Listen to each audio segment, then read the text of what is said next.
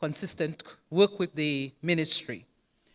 At this point in time, we are going to call on the DMA, Dominica Manufacturers Association, Mr. Robin, to share with you some insights.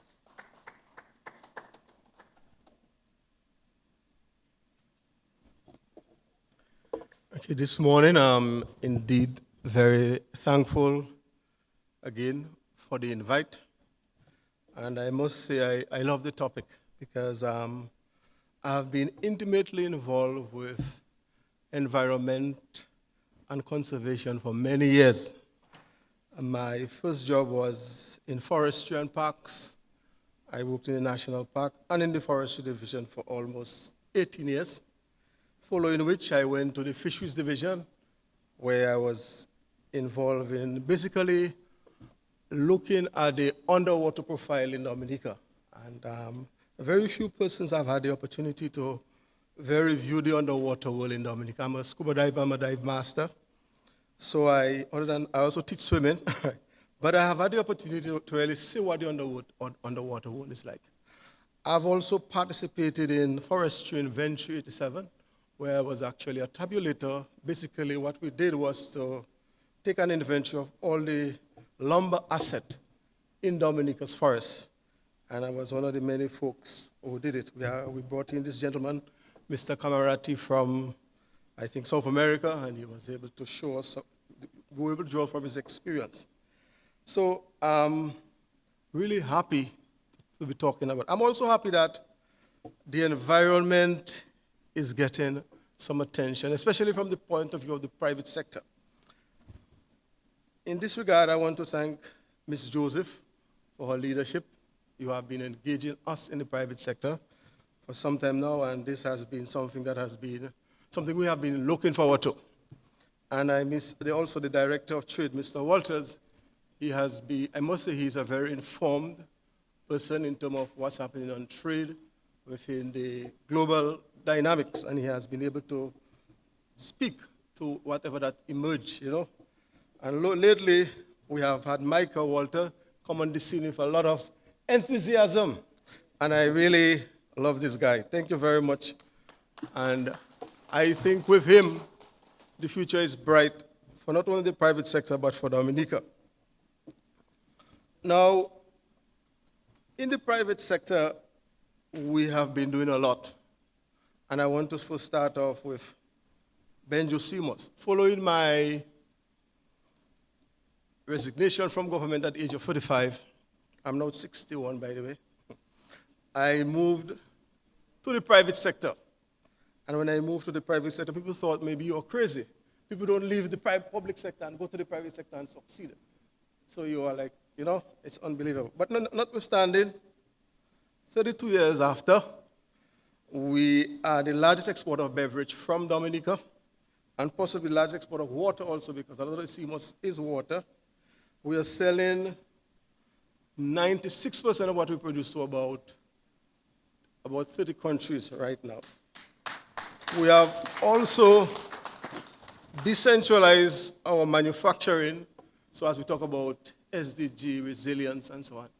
One of the things we learned after the Hurricane Maria was the fact that here we had our factory was not destroyed, but we could not export. So we decided, no, we are going to establish other plants in other jurisdictions. So we also have other production operation in Dominica, outside of Dominica. Should a volcano erupt and we cannot export, or should, let's say, another hurricane come and we are not able to export, we have been able to develop that level of resilience within our ecosystem. Now, I was listening to the Prime Minister not very long ago, and he was saying that following Hurricane Maria, 90% of our houses were destroyed. And our GDP, we said that our 225% of our GDP, we lost it. So whatever we talk about, it's about recovery. So whatever you're talking about is how do we basically recover Dominica, reposition Dominica, because all what we knew before were technically destroyed. And to put the rubber to the wheel, we saw that Dominica Brewery and Beverages, which brought in about 20% of our GDP then, it was obliterated. Bello was obliterated. DCP successors suffered significant damage. Dominica Essential Oil was, their working area was completely destroyed by a landslide. We saw that. We had no roads, no ports, no water, no electricity, no workers. And after the hurricane, because our factory was located in the downstairs of a building, we were able within 2 hours to clean up everything and back on track for production. But just then, you had no access to water, no access to the workers coming to work, so it was a devastation blow. But what have we been doing in the private sector as it relates to sustainable Dominica, sustainable development goal, and its overall recovery? Number one, working with the DIC and other private sector partners, we have been able to establish a comprehensive glass recycling program involving Dominica solid waste. So what is happening is that all the glass that comes to Dominica, there are mechanisms in place to ensure that all the glass are exported. And this has been going on for almost 15 years now, may I tell you. So this is one thing the private sector is doing, and it's a collaborative effort. Also, we are seeing many examples of persons getting involved in scrap metaling. So most of the metals that were around the island for many years or centuries, we have been able to clean up the environment of most of these metals, most of which were also a hazard. All right. In terms of, let's say, our reef, our marine ecosystem, there is regular monitoring, there is regular reporting of damages. For example, after Hurricane Maria, we did some transects and some transects. So you go into the water and you measure within certain areas the type of life that are there. You can look at what was there before, what was there after. So this was done. And we're also working with a number of regional organizations. So in the event that something should happen, we are looking at what is the relation with, for example, our, let's say, like in the case of the Dominica Manufacturers Association, we are intimately connected with the CMA, which is the Caribbean Manufacturers Association. We're also connected with the Caribbean Private Sector Organization and ICA locally and regionally, and also with the FAO, among other organizations. What we have realized is that when disaster occurs, you cannot depend on your local capacity alone. So you must have system in place so that intervention you can bring in foreign intervention to come and to augment certain things. I had a particular experience.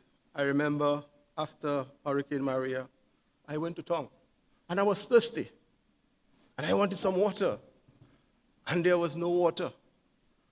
And I was shocked. You know why? Because Dominica has 365 rivers. But you know what happened? All the rivers were contaminated. And you could not go to the river and take some water. All the shops were closed. And you could go to one neighbor and say, I want water. But fortunately, I think our Venezuelan partners, our UK partner, European partner, they sent water. And somebody had a bottle of water that came from a helicopter. And I was able to get some water to drink right there and then. All right? So when disaster occurs, it causes some serious problems.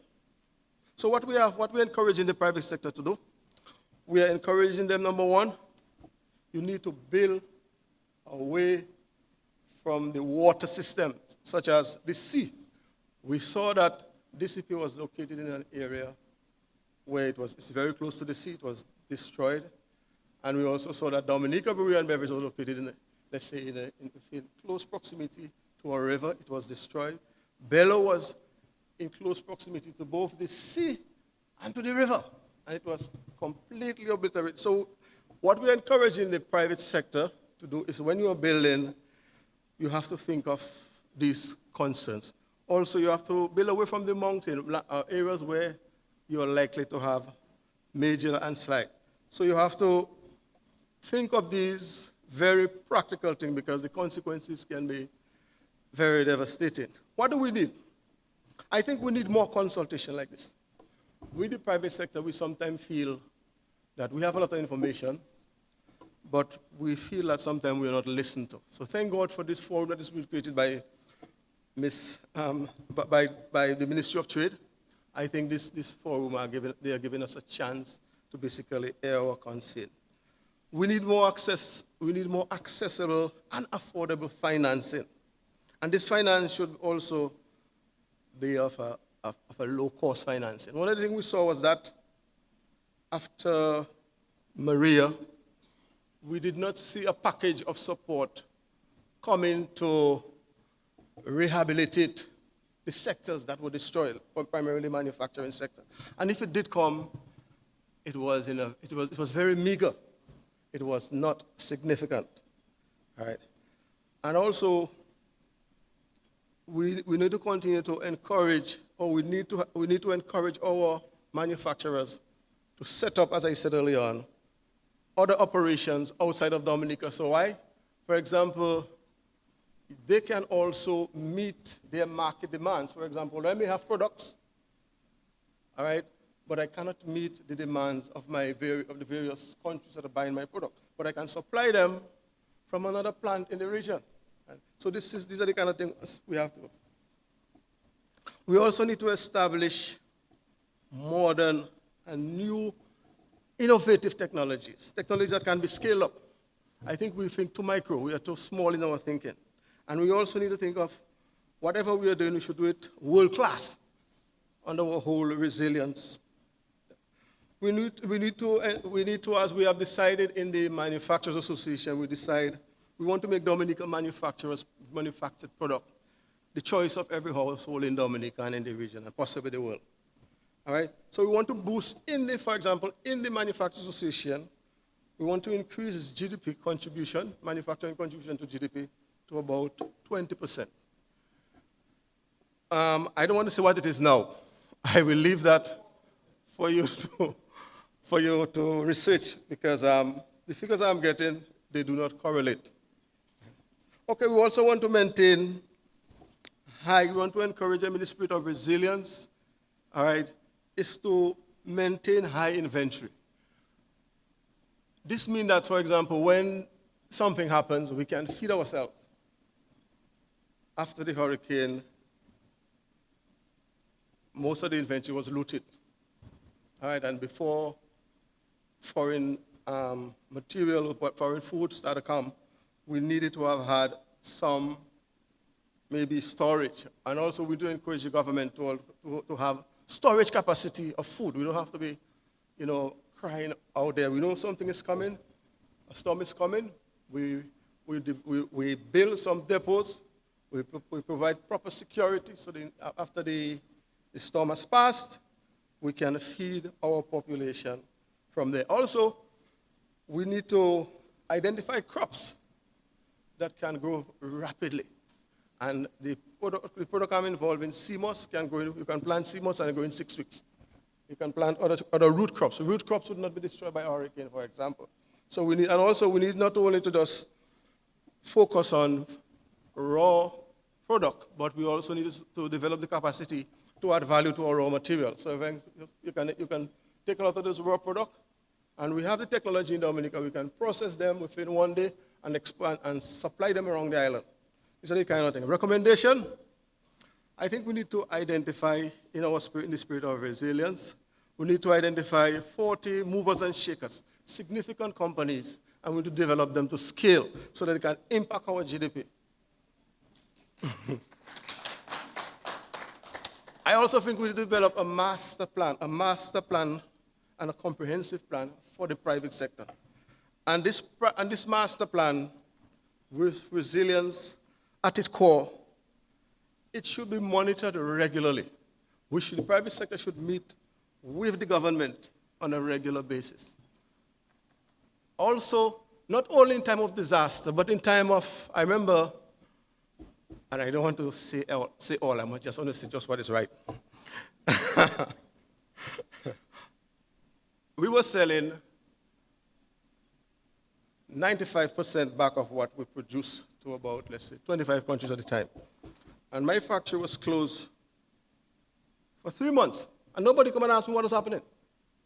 And I thought I was a major contributor to GDP, and nobody come and ask me what happened. So I'm saying we need to have a robust structure in place for the private sector so that so the major players in the economy, when they are impacted, there can be system in place to cushion the impact. And I remember Mr. Badwell was talking the other day, and he was saying that they had a problem where major equipment at the port, was affected and they could not, offload the container. But within 24 hours, he had it in Dominica.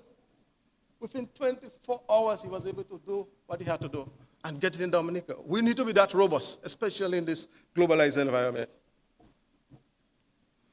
We need to move with all sectors to monitor our SDG, all right? And this is very important. It is not only putting it there and having it documented, but we need to meet with all sectors. We think that the private sector, the public sector, civil society, and most importantly, academia, has to be part of the agenda. We cannot keep out academia for it because we are living in a society now that you are only relevant if you are part of a continuous education program.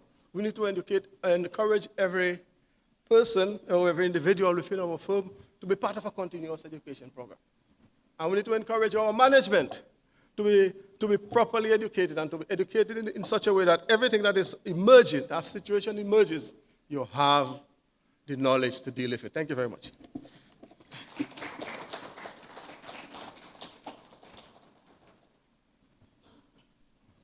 You will agree with me that this was a very well-rounded, well-informed session that targeted many areas. I will leave that role to the rapporteur at the end before we go on to lunch.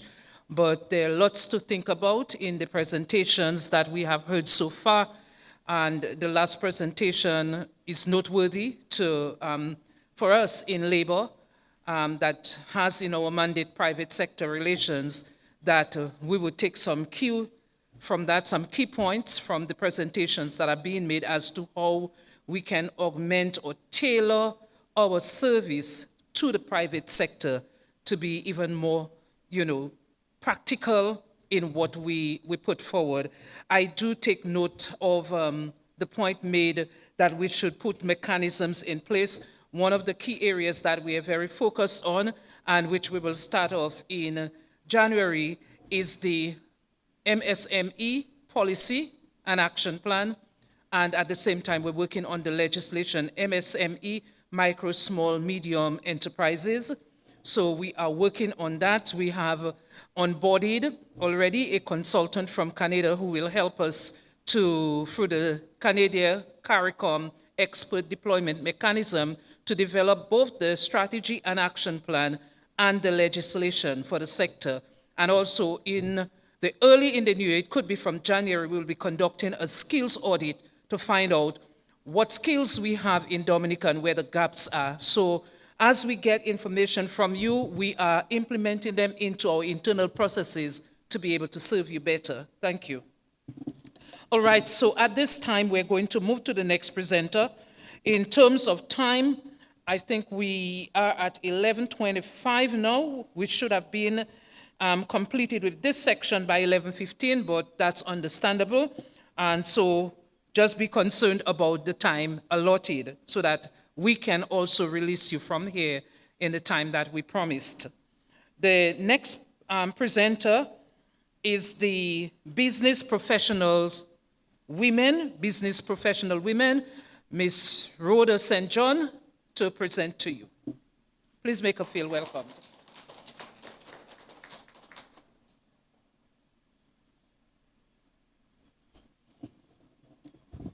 Good morning to all, and thank you very much. Today I'm here just to show you and to speak to you about what we do as an organization, where we come from, and how what the work that we do affiliates directly with the United Nations. So we are 95 years internationally, and we are in 110 countries across the world, and we are 9 years old in Dominica, getting 10 years next year. We are a membership of 74 women strong, 3/4 of which are small business owners, the rest are professionals. Next slide. Next. How does business and professional women fit into the climate resilience recovery plan? Why is it important to include business and professional women into that plan? And how will we help to achieve the goals that is set out by the CRPP, and how does the SDGs that we have follow suit? Business and professional women, Dominica, fits squarely with the climate resilient plan as leaders, decision makers, private sectors, and community influencers. That's who we are. BPW members operate across critical sectors: finance, tourism, education, health, engineering, entrepreneurship, ICT, because we have members and persons across not just Dominica, but the Caribbean and the globe that fits into every single bracket that we're talking about here today. Business communities, planning and risk management. We work and we deal with that. We have persons strategically earmarked to deal with these areas: resilient livelihood and enterprise recovery, community preparedness, policy dialogue, and strategic planning. Importantly, BPW also advocate for women on boards in leadership, recognizing that resilient planning is the strongest when women, are present at decision-making tables and policies. Investment and recovery policies priorities are sharp. Why is it critical to include business and professional women into this plan? Including business and professional women in the climate resilient plan is not optional. It is strategic, and it is necessary. Women are disproportionately affected by climate shocks. When you have natural disasters, who is most affected? The women, our girls, our children. Women are the breadwinners of our households. A lot of us, we have single mothers. I'm talking on behalf of the single mothers. Right, Brenton? I'm talking on behalf of the single mothers. We have a lot of single mother households. And at the end of the day, we are supposed to prepare them and position them in such a way that they can take care of their households. And they do not have to go doing the unnecessaries that we know to be able to take care of their homes. BPW Dominica is a part of the International Federation of BPW, which is 95 years old, as I said before, and we have 8,000 clubs around the world. We are part of the United Nations Sustainable Development, Some of the United Nations Sustainable Development Goals that we follow are SDG number 5, gender equality, SDG number 17, partnership for the goals, as well as SDGs related in climate action, decent work, reduced inequalities, and resilient cities. BPW Dominica and the BPW International has consultative status with the UN and actively participates in global processes, including the high-level forum CSW, Status of Rights of Women. This goal positions direct influence in decisions, club-level programmings, ensuring alignment between international communities and national priorities. Resilient recovery requires an active private sector and engaged civil society. And guess what? BPW sits between both. BPW Dominica will help achieve the goal of climate resilience recovery plan through advocacy, action, partnership, and implementation of leadership and strategic influencing. Promoting women participation on boards, communities, advisory bodies, related to climate resilience and recovery. Presently, we have Presently, we have 9 members of our local Dominica chapter sitting on international committees. So we have persons in Dominica that will sit on the International Health Committee, Membership Committee. Natasha, as we said it, she said it earlier, is representing Dominica on the International Committee and also the rep for the Caribbean. So she's not only representing Dominica as the UN rep for Dominica, but also for the other Caribbean islands that are part of BPW Dominica. We have Honorable Dr. Addis King. Dr. Addis King is an honorary member, and she also represents us at the United Nations level. I sit on the regional committee for our region and advocate on behalf of Dominica as well. BPW Dominica has put a few programs in place, and we do advocacy on behalf of gender-based violence. A couple years ago, we did silent march. We've implemented Salute to Women. Some of you all here are how do they call it? Recipients of the Salute to Women program. And of course, we started what is called Homage to Men, because we're not leaving out the men. Private sector and civil society engagement, mobilizing BPW members across sectors to contribute their expertise and be part of the decision-making platforms. BPW Dominica has 5 branches across Dominica. So we have the Southwest branch, the North branch, the Northeast, Southeast, and the East branch. And the reason for us to create all those branches is so that we can meet every sector of our women, and they don't always have to come to town to have a meeting, and that way we'll be better able to mobilize our women and children and young girls specifically across Dominica. So anything that happens in one part happens in the other parts, and by that, we are actually empowering women from across Dominica in just one engagement. BPW is a strategic partner to Climate Resilient Recovery Plan. BPW Dominica is ready to support the Climate Resilient Recovery Plan as a strategic partner through policy dialogue and consultation, community outreach and education, capacity building initiatives, youth and women leadership development, pilot projects, and collaborative programs aligning with the national priorities.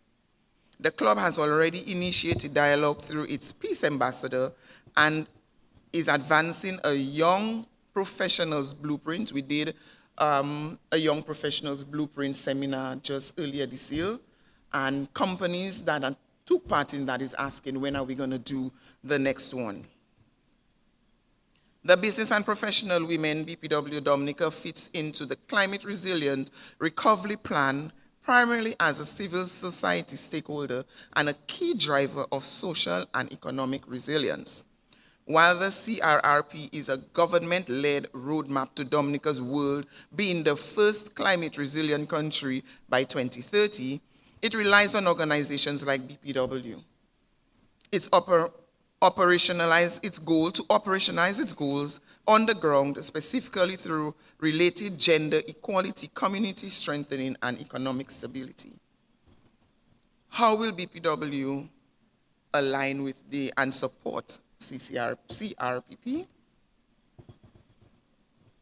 Championing the gender cross-cutting theme. The CRRP explicitly identifies women as a key group for specific focus because they are often disproportionately affected by climate disasters, which I spoke about earlier. It mandates that all resilient projects must consider gender equality. BPW acts as a watchdog and advocate to ensure that recovery funds, training, and opportunities are accessible to all women.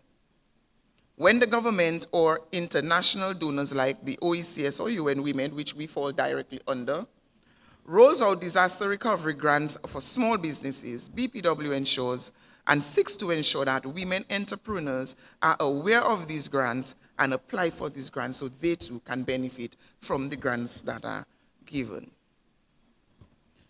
If we look at Pillar 1, strong communities, we aim to build stronger communities that can operate independently from a 15-day post-disaster. So sometimes you have a disaster, it happens, and it takes so long for us to actually get to communities, get to homes, get to families. But BPW Dominica is looking so that because we have 5 branches across Dominica, we would be able to get to these communities, get to these women, get to these ladies in less time. So it would not take a 15-day post-disaster for us to actually meet our women, our communities, and to do what is necessary for our women.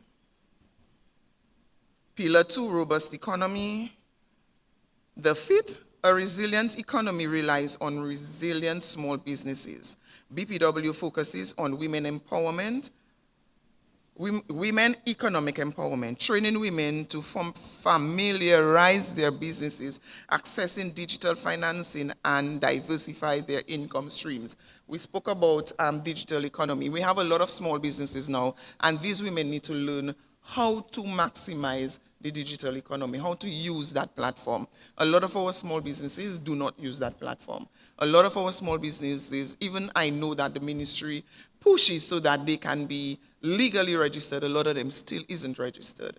And one of the things that we have been doing as an organization is the women who come in as a member, we help them to formalize their businesses and to get registered so they too can access grant funding, because if you're not legally registered, there's not much that we can do for you. Enhance collaborative consciousness. BPW runs advocacy campaigns and educational sessions. When they host talks on health, insurance, or business continuity, they are effectively educating the public on how to be disaster ready. Example, the advocacy often touches on issues like under insurances, encouraging businesses owners to have proper coverage, which is a specific metric for success. And a lot of our small businesses cannot capitalize on the insurances, and that is something that we would like you all to take note of. There's a lot of small businesses, and because they probably have just one owner, 2 owners, it is difficult for them to access insurance or even to get a health plan. So insurances who are here, that is something to take note of, so that we can actually put plans in place that small businesses who only has one or a developing business can actually participate and get insurance for their businesses to be able to strive and to be better. SDG goals, I just want to touch on 2 more. SDG goal number 5, the plan acknowledges that women are disproportionately valuable to climate shock, often due to low income or single household statuses, which I spoke on earlier. SDG 8, decent work and economic growth. BPW action. BPW focuses heavily on women's economic empowerment by training our women to formalize their businesses, moving from informal to a formal business. SDG 11, sustainable cities and communities. BPW action, resilience in social. BPW builds the social fabric that keeps communities together during crises. So what we do is we have 5 branches, we work with our women, we train them, and whenever there's a disaster, we lean on each other to help different situations and to help different women in different crises. SDG 17, networking and partnership. We network across the Caribbean, we network across the international field. So in moving forward, we just did our strategic retreat yesterday, and what we are going to do for 2026 is we're going to partner with our other chapters across the Caribbean and international. So you will be hearing a lot of our partners coming into Dominica to help us to build and develop on some of those resilient plans.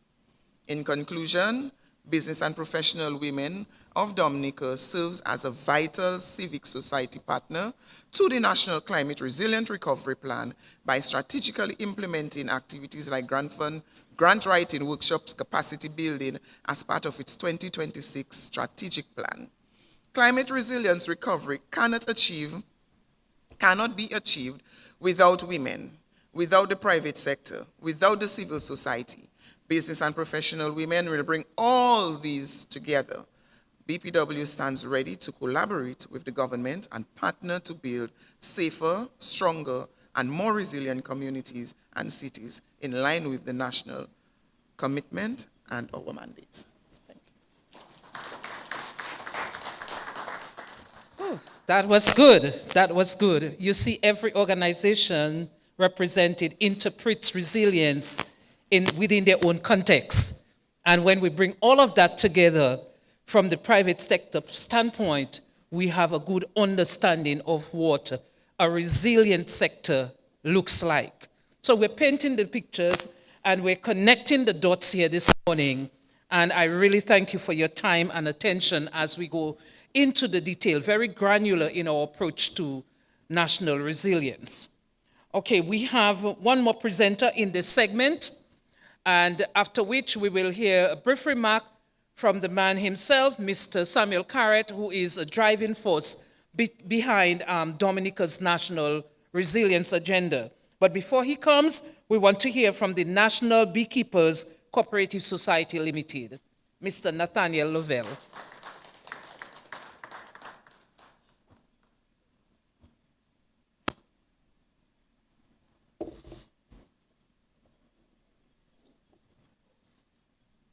Good day. My name is Nathaniel Lover, and I'm here to present on behalf of the National Beekeepers Cooperative.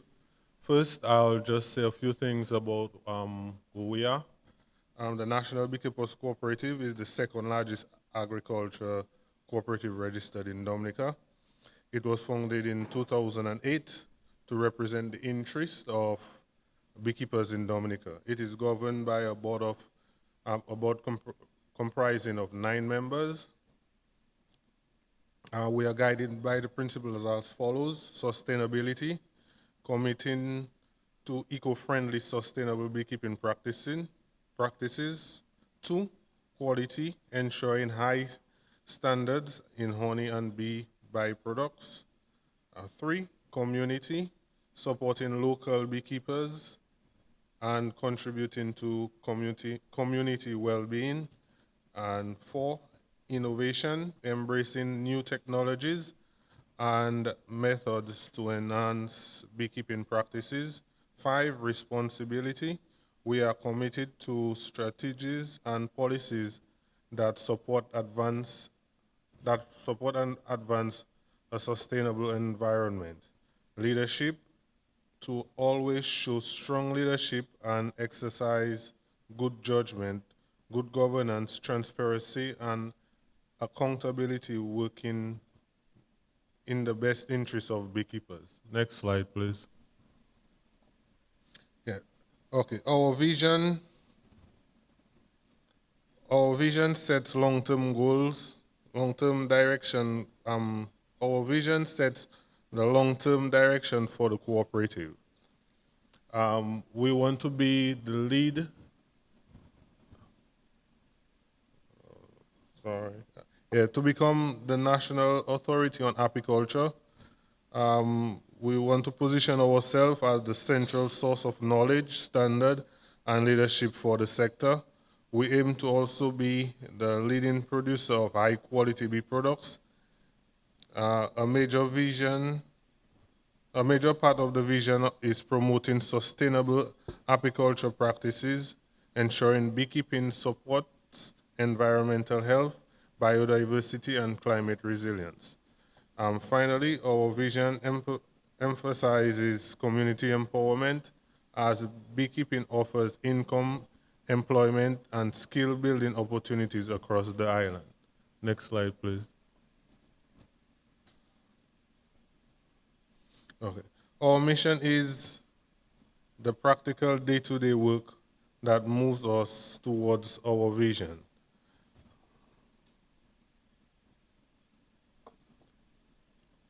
We develop and implement initiatives that directly support beekeepers, from training programs to equipment access to improved management practices. Our core focus is providing the tools and resources that enhance honeybee colony health, with which is essential to which is essential for productive and long-term sustainability.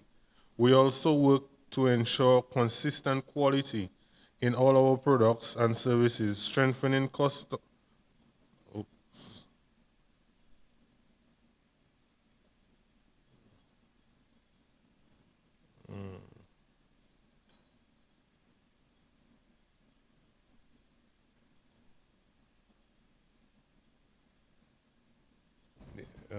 Yeah. Yeah, sorry about that. I just lose my page. We also work to ensure consistent quality in all our products and services, strengthening customers' trust in the market and market competitiveness. We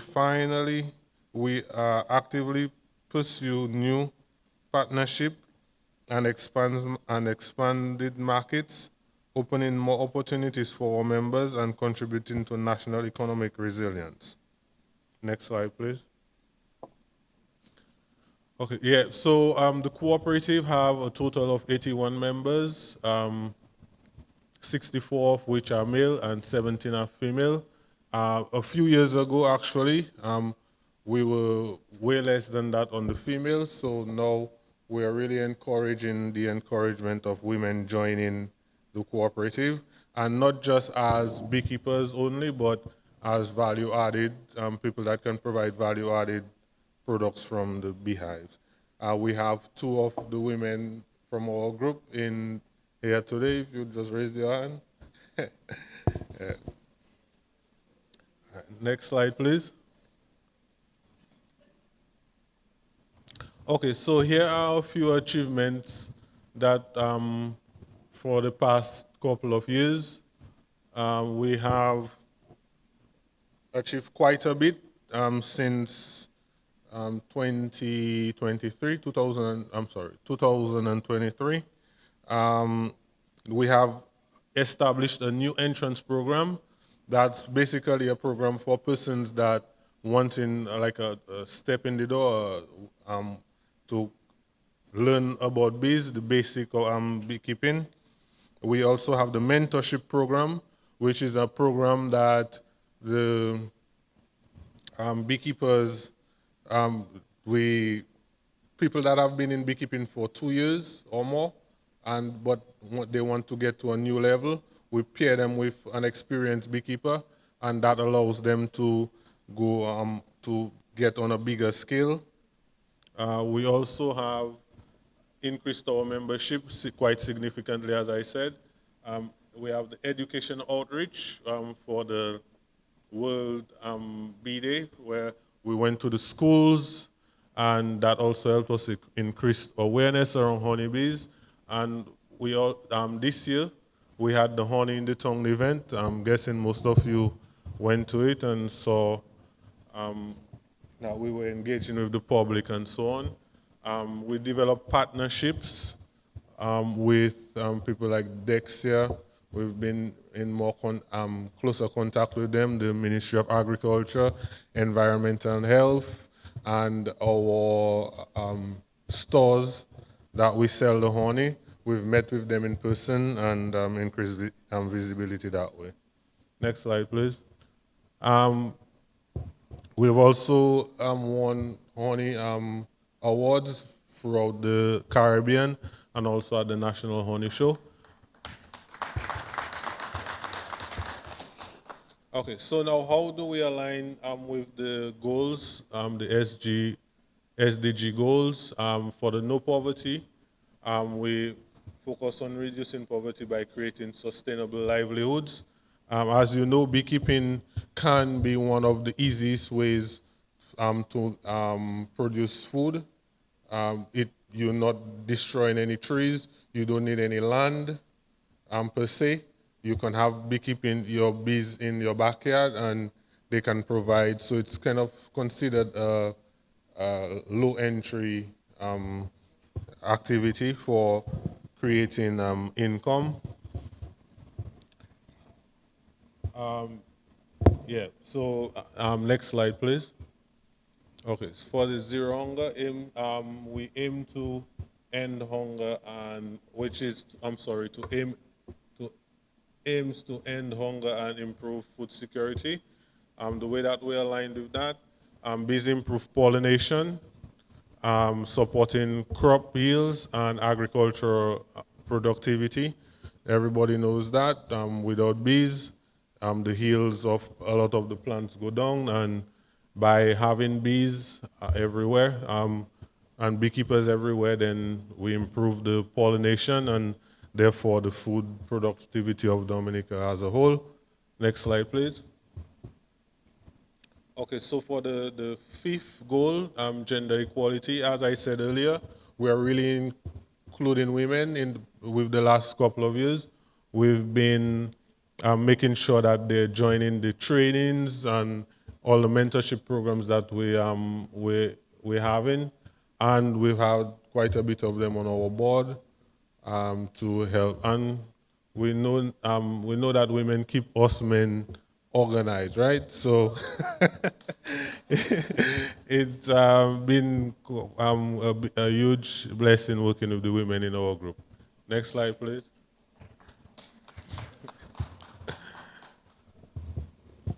Okay, so yeah, so for economic growth, we have like the mentorship training, as I said before, and enterprise support that creates decent work opportunities. So through our mentorship program, we help with the economic growth, which is SDG number 8. Next slide, please.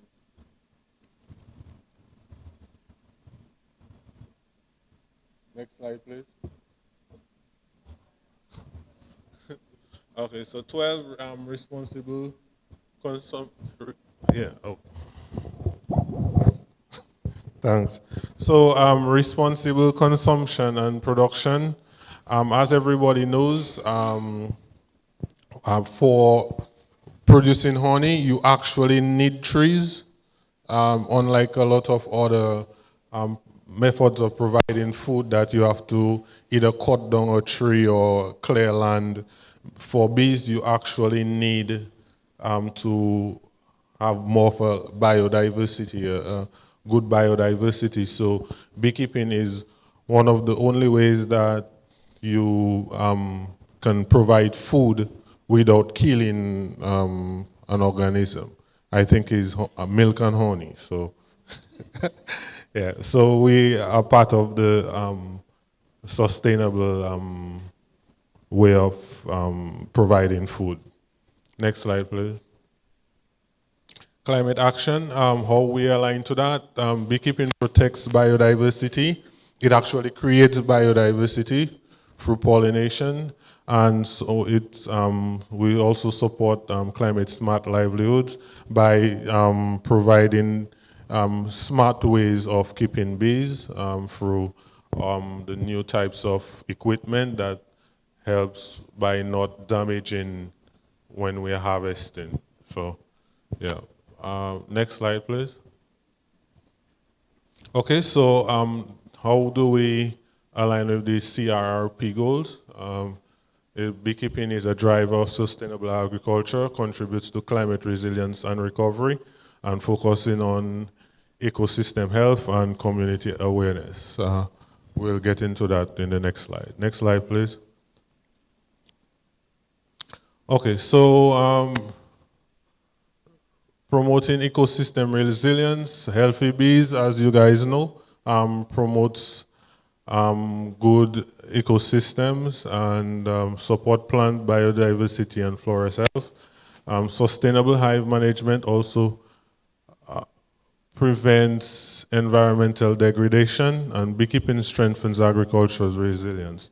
Those things are things that we all know, really, but you know, it's always good to present it and let people know, to expound on it a bit. Next slide, please. All right, yeah, so for climate smart livelihood, adoption of sustainable and adaptive beekeeping methods, reduction of chemical inputs and harmful practices. We really need to consider that because it's not apparent a lot of the times for the wider community, but the beekeepers are often the ones that see the effect first.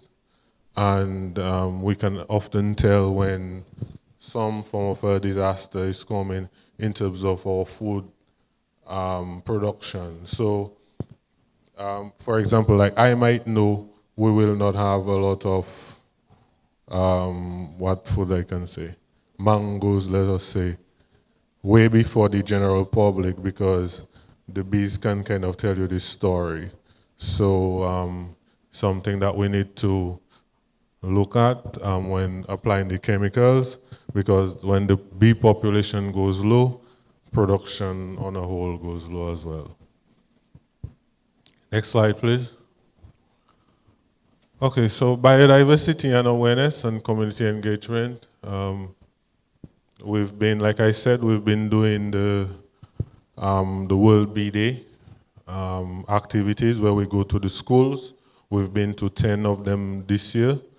Public education through events like Honey in the Tongue, and raising awareness of pollinators in the ecosystem and climate. We've been doing this all throughout the year, encouraging people to join beekeeping or support local beekeepers, and especially like Honey in the Tongue, where we got people to see the different types and flavors of honey that is produced just in Dominica. So we're really trying to bring out the awareness as well. Next slide. Okay, so for the support needed, we need access to land. We need the coastal rain reforestation, that is very huge. Many of you moved from Portsmouth to Roseau, and you can kind of see the lemongrass taking over. And if we are to encourage more beekeeping, then we need to encourage more planting and regeneration of the forest, because more beekeepers and less plants is not a good combination. So, so in that, we need to really have a look at the coastal forests, and it's getting more and more troublesome year by year. We lose more forest. So that is something that we need support with. Business development training, there's always need for that. A good beekeeper doesn't necessarily mean a good business person. And to develop a business, you need to understand how to do the business part as well. Policies to protect the industry. Throughout the world, there is a lot of rise with the fake honey and so on, and we don't want Dominica to become another one of those situations. So we need to put policies in place to protect persons that are putting in the hard work and putting in making the real honey available. And market partnerships, as always, we're looking for to strengthen the ties between us, the supermarkets, the Ministry of Agriculture, and Dexia, as I said before. Next slide, please. Okay, so the next steps that we plan on going through is to strengthening the mentorship program, having more and even doing it bigger, providing more equipment and so on at the end of the program, improve resource access, enhance community engagement, and collaboration with stakeholders, more collaboration with stakeholders. So basically what we want to do is to, the things that we have been doing, do it 2 times more in the coming years. Yeah. Next slide, please. Yeah. So thank you for this. This was my presentation. And if you have any questions, feel free to ask. Well, thank you so much, Mr. Lovell. Understanding a little bit more of how the beekeepers perceive themselves in partnering with delivering on the Sustainable Development Goals 2030. All right, so I think, Marlon, this should make you feel good, right?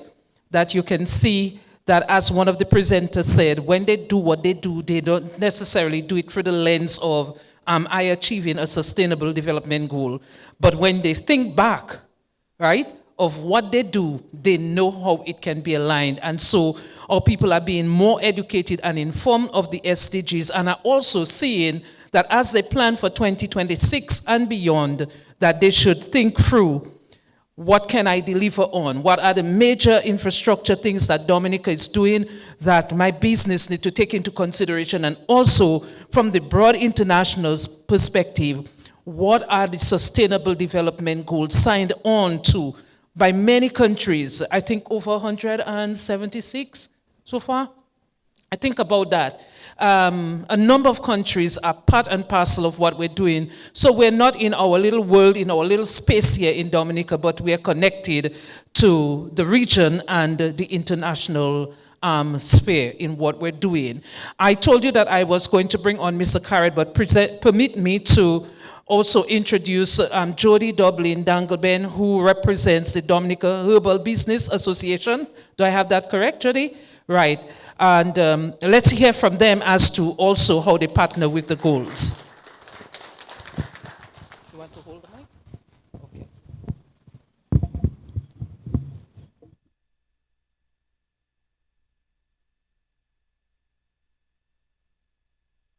Everyone?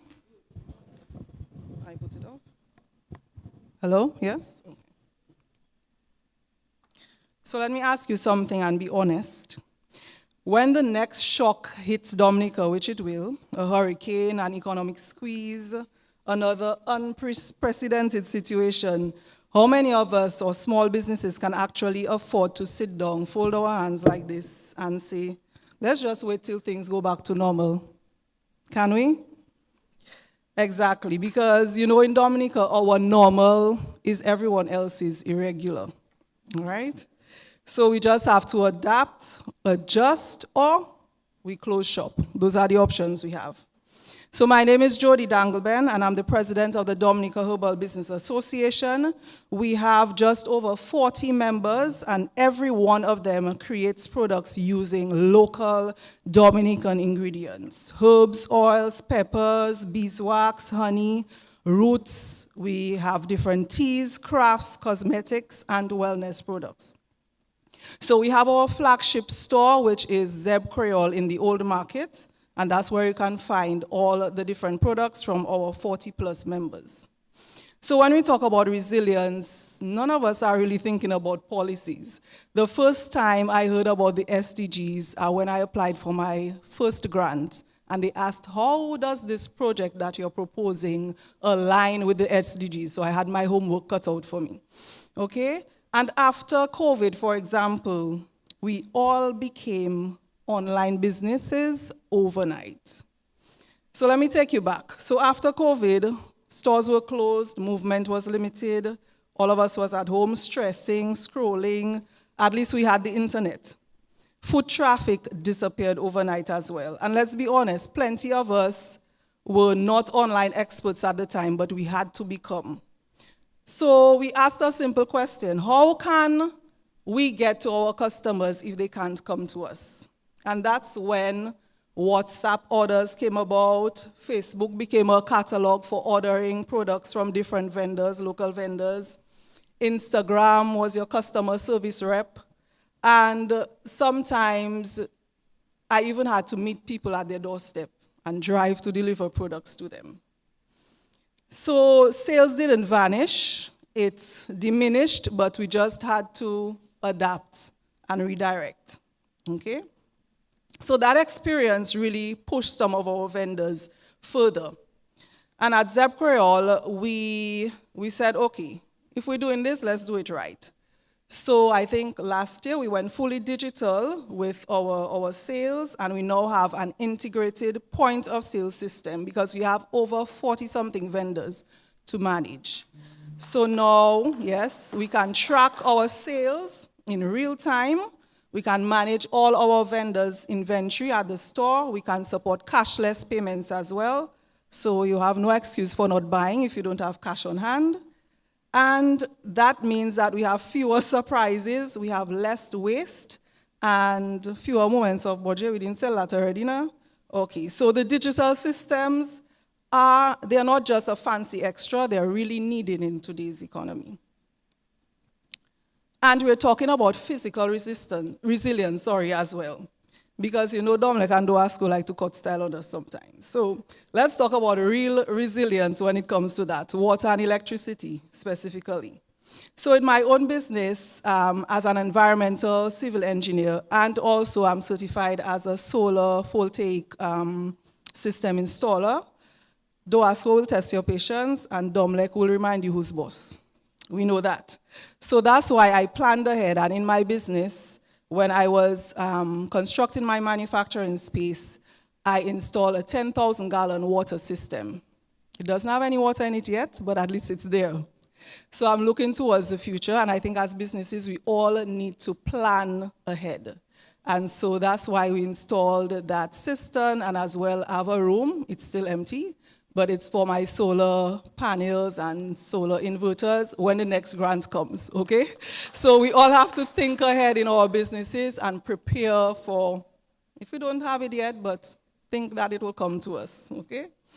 So even if Domlec cuts their lights or we have no water, when the rivers get turbid and we can't use the water, because with cosmetics, you have to have a supply of clean water, not just water, any water, but a clean water supply.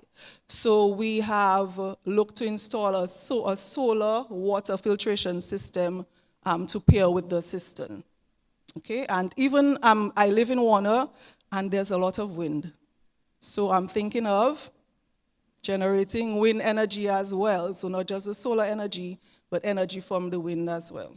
Okay, and so that is resilience with a little foresight. And let me plug in for Zeb Creole why local products and supporting local products still wins.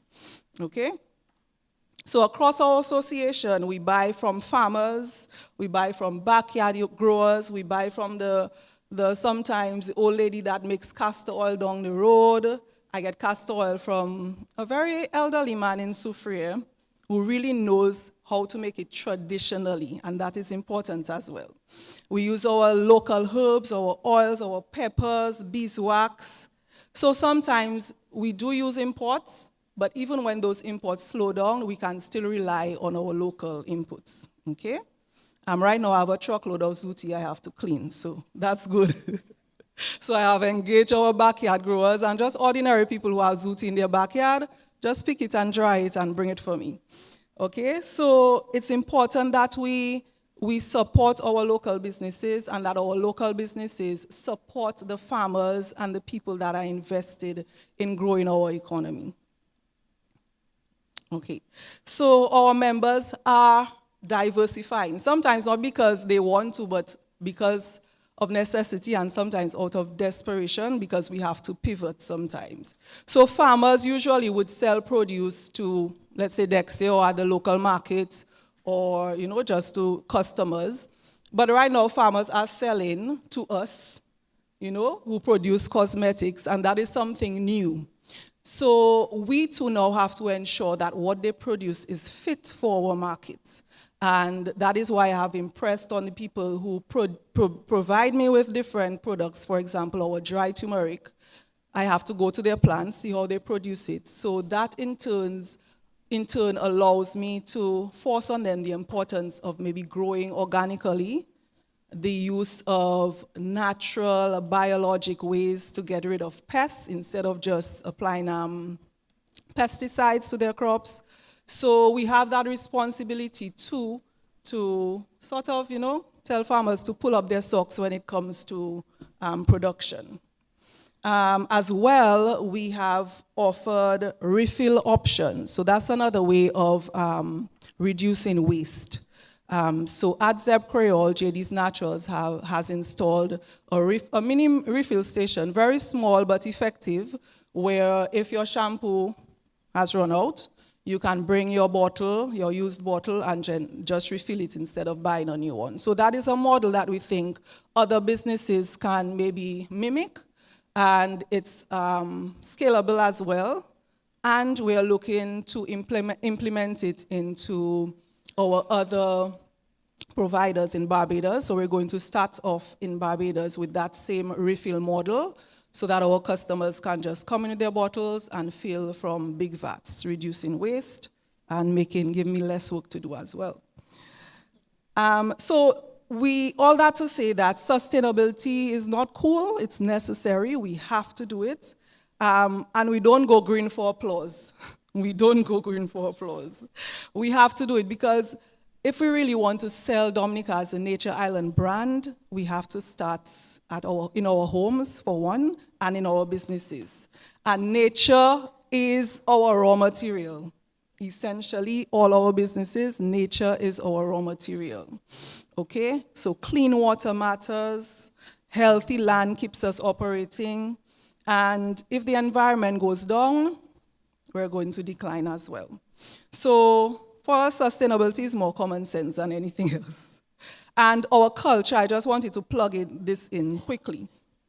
Our businesses really preserve our traditional heritage and knowledge when it comes to making products. So our remedial heritage when it comes to pain relief, most of our formulation is based on that traditional knowledge that we've carried on from our grandparents, our forefathers from before. So keeping that knowledge alive in our businesses is a sort of resilience as well when it comes to Dominica and our, how we look at ourselves as Dominicans. So that's my final thing. And just to close, resilience isn't something that is new. I think we can improve on our way of doing it. But we've been practicing it as businesses out of pure necessity. So during COVID, after storms, through our water shortages, our power cuts, supply delays, so everything we turn our sun, the rain, wind, our land, and the community into solutions for our business. So that is what resilience is about, and the culture part as well, preserving our traditional heritage.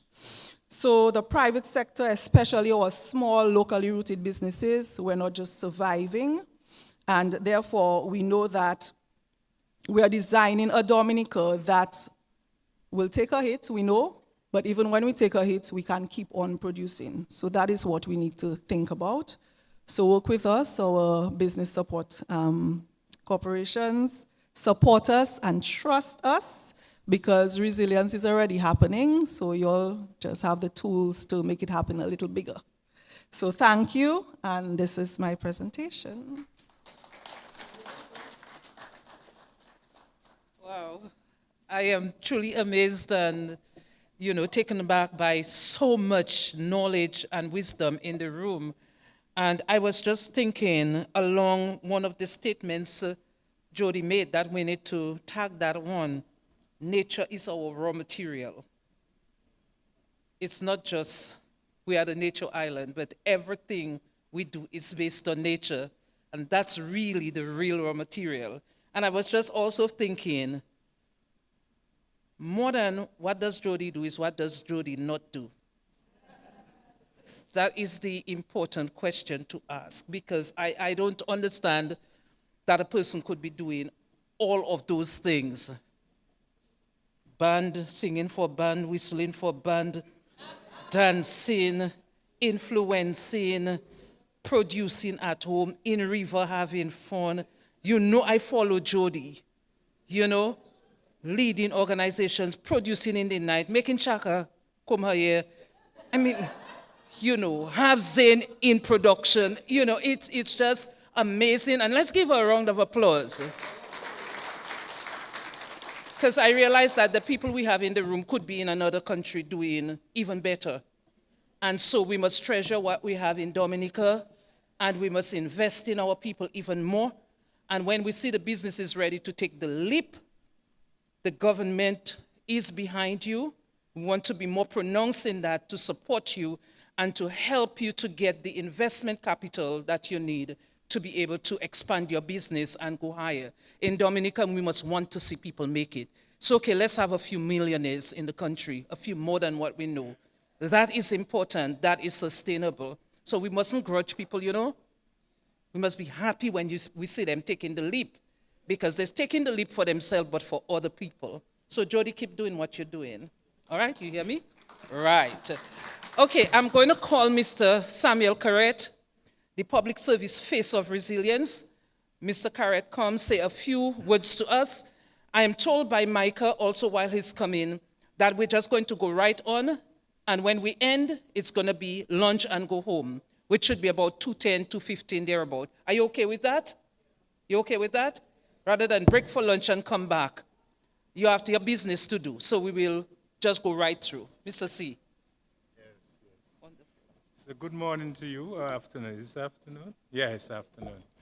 I just want to congratulate you on the work that you're doing. The work that you're doing is very important, and we've been trying for the past few months to frame it, put it in some kind of context, develop models out of it. Because while it's easy for some countries to attract investment from outside, that may improve when we build international airport. It has been difficult for us to do that. So what we can do, we can focus on local enterprises and grow our manufacturing sector from within, right? And I heard Judy mention it. I must congratulate her on the work that they're doing.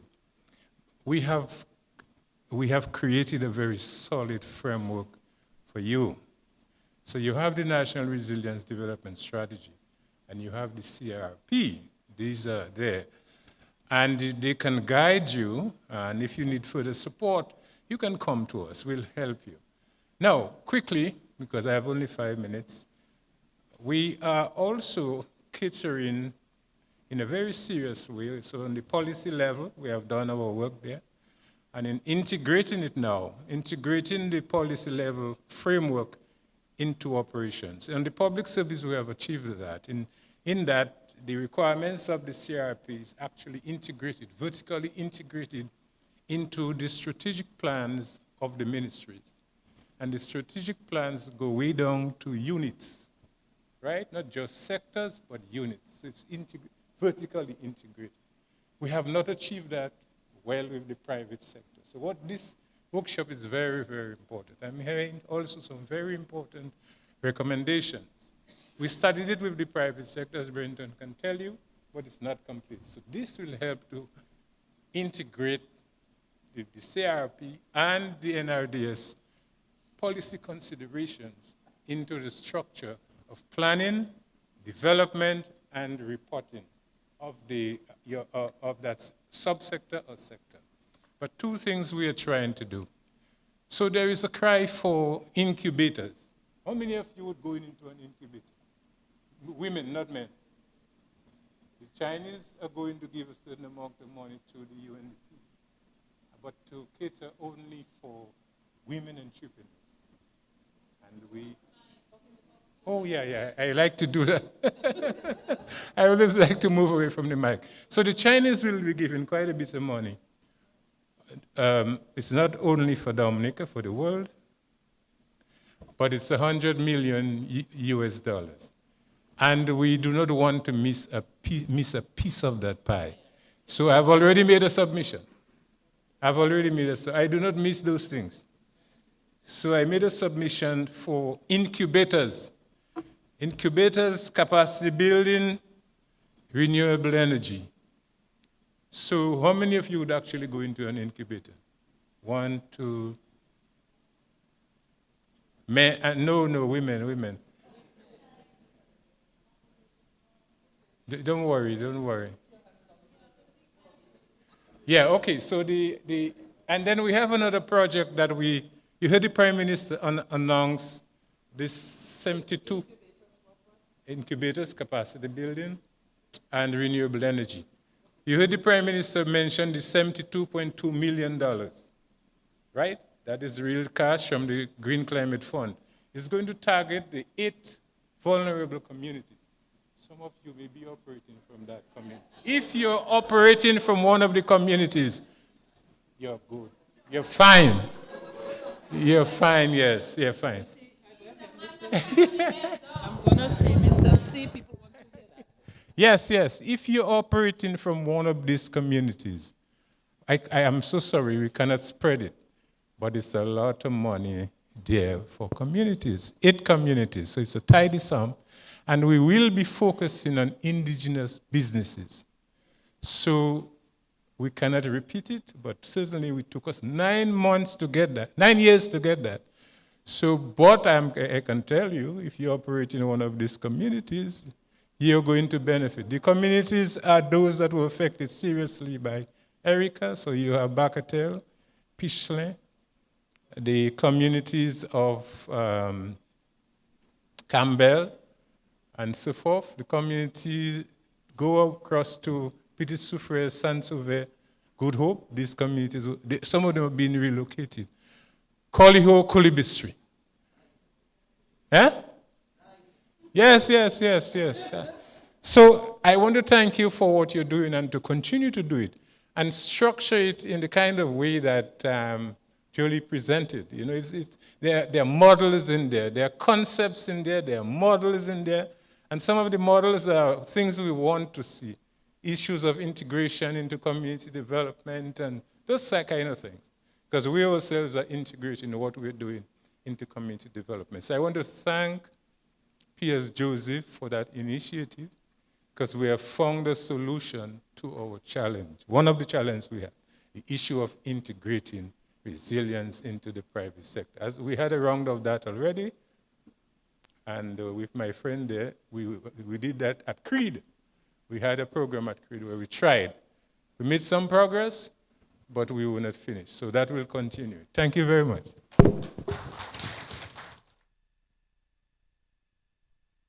Thank you. Mic. Thank you very much, Mr. Carrett.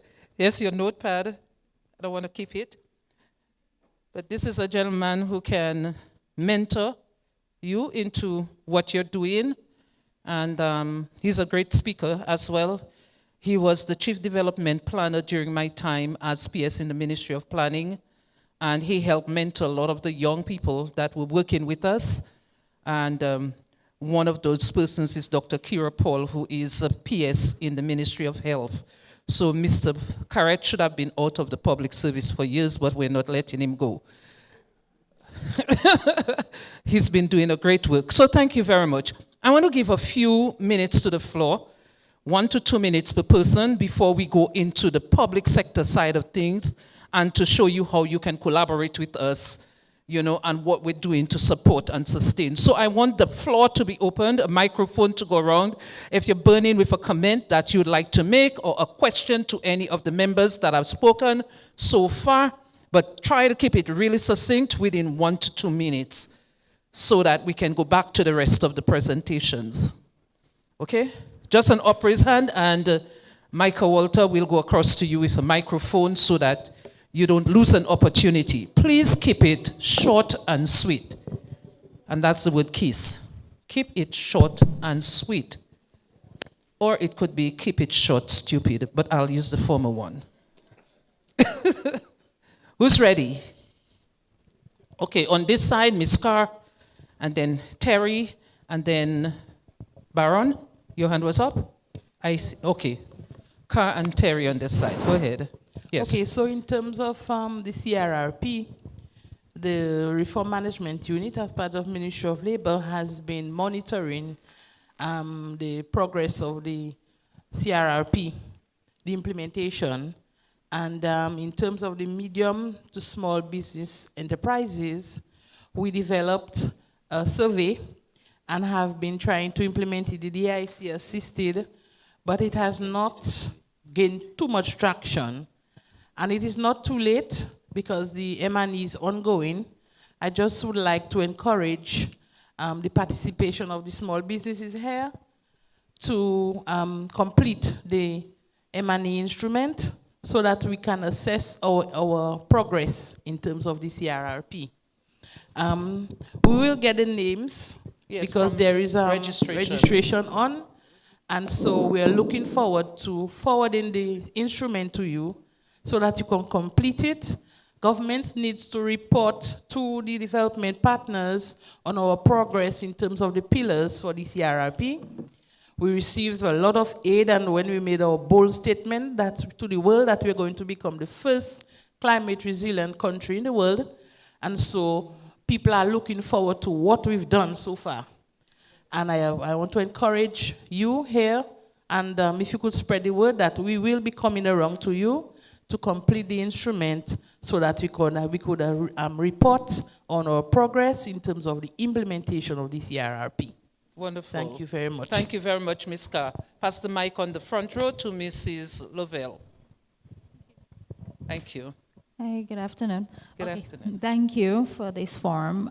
Just a few brief points that I thought of as the presenters were going on. Initially, it was mentioned about that we have the total free movement of people, Belize, Barbados, St. Vincent, Dominica. We don't yet have the total free movement of goods, and that is a major impediment for us as manufacturers. I export regularly to Barbados, and it's only because they love my products that they keep importing them, because they're hardly making any profit. I sent a small box the other day, and I was really excited because it was sent by ship instead of by air. So it was like, hey, it's so much cheaper. And then they got the box and they paid $800 to clear the box. Between customs charges, shipping documents, and everything else, they told me pay 800, that's Bajan dollars. So that's 400 US to clear a small box of B Natural products. Where are they going to make profit on that? So that is cutting markets for all of us. All of us manufacturers have those challenges. And I had a meeting with one of the major people that I export to in Barbados. They order monthly. And we sat down and did the math. And I took products to them last time. And we calculated that it is cheaper for me to get on a plane with my suitcase and take my products to Barbados and deliver it to them and come back to Dominica than to bother trying to send them by air or sea and all of those things. We need free movement of goods across the region, but if we have those 4 countries, then let's start with them, because it's too much, and it's cutting back on our ability to expand. Coupled with that, the high cost of imports and exports. We're paying too much at the port. It's stunting our growth before we can even breathe. You want us to increase employment, to have all these great initiatives, to have different, I have a plan to do a refillable deodorant tube. It's stunted in the growth because every single time I go to the port, I die in. I bought 4 boxes just recently, 4 boxes, oils and butter, and it was $525 in VAT alone. VAT alone, that's not import duty, that's not shipping costs, that's not brokerage costs, and that's the thing, that's what we are dealing with on a daily basis. Yes, we do use as much local products as we can, but we need imports, and the cost of goods importing is just choking us before we can even make a step. And then the difficulty of the exports is not just the costs, it's the whole red tape around it, that there's not enough support. Things are not written down. So somebody will tell you one thing of how to export, you go to somebody else, they tell you another story, you go to somebody else, they tell you another story, and I have been on the port and had papers shaking in my face, like belittling me like I'm a little child, and oh, you don't understand that. Well, my dear, I can't understand that because I'm not involved in customs, so I would just like a clear explanation of these things, so things written down for us to import, export, it would be really, really helpful. One more thing quickly, the tourism, I love Kitwani's presentation, and I just want to say that tourism really, really, really needs to link up more with local manufacturers. I'm so tired of going on my little staycation, and I am not met with local tea. I am not met with local products. I am having to bathe with some weird soap that comes from somewhere else. And, you know, I really would like my local soap, my local JDs, my local Be Natural in the place. So we need the tourism to have some kind of trade show or link up with Just a hotel with sector. our local manufacturers, because Zeb Creole, you go into Zeb Creole, you can practically get everything there, you know, to fit your hotel. And then myself and Jody, we work directly with certain hotels so we can provide them like bulk items. But that needs to be just more of a policy, more of just something that happens all across the board, not just for individual hotels when they, you know, feeling in a good mood. Yeah. So yeah, thank you for this. And those are a few of the points. And I'm just happy to see all the great things that are happening. Sorry, I have to bring up the more challenges. too. Yes. But yeah, that's what I had to say. Thank you. Good, good. I think you have the stakeholders right around the table, and even though they don't respond immediately, they're taking notes, because you have the Director of Trade here, you have Dex here. We're talking about challenges with import-export. We're talking to DHTA to see more of our local produce within, or products within the hotel sector. And we're talking to Small Business Association, Mr. Vincent Etienne. We're talking private sector, and we're seeing the need for some type of niche collaborations, let us say with customs and ports and Dexia and trade, where we can call a forum that is, you know, really, really focused, specialized type forum, and not just the broad level like we're having today, but to be able to answer to your needs. We're seeing finance coming in there.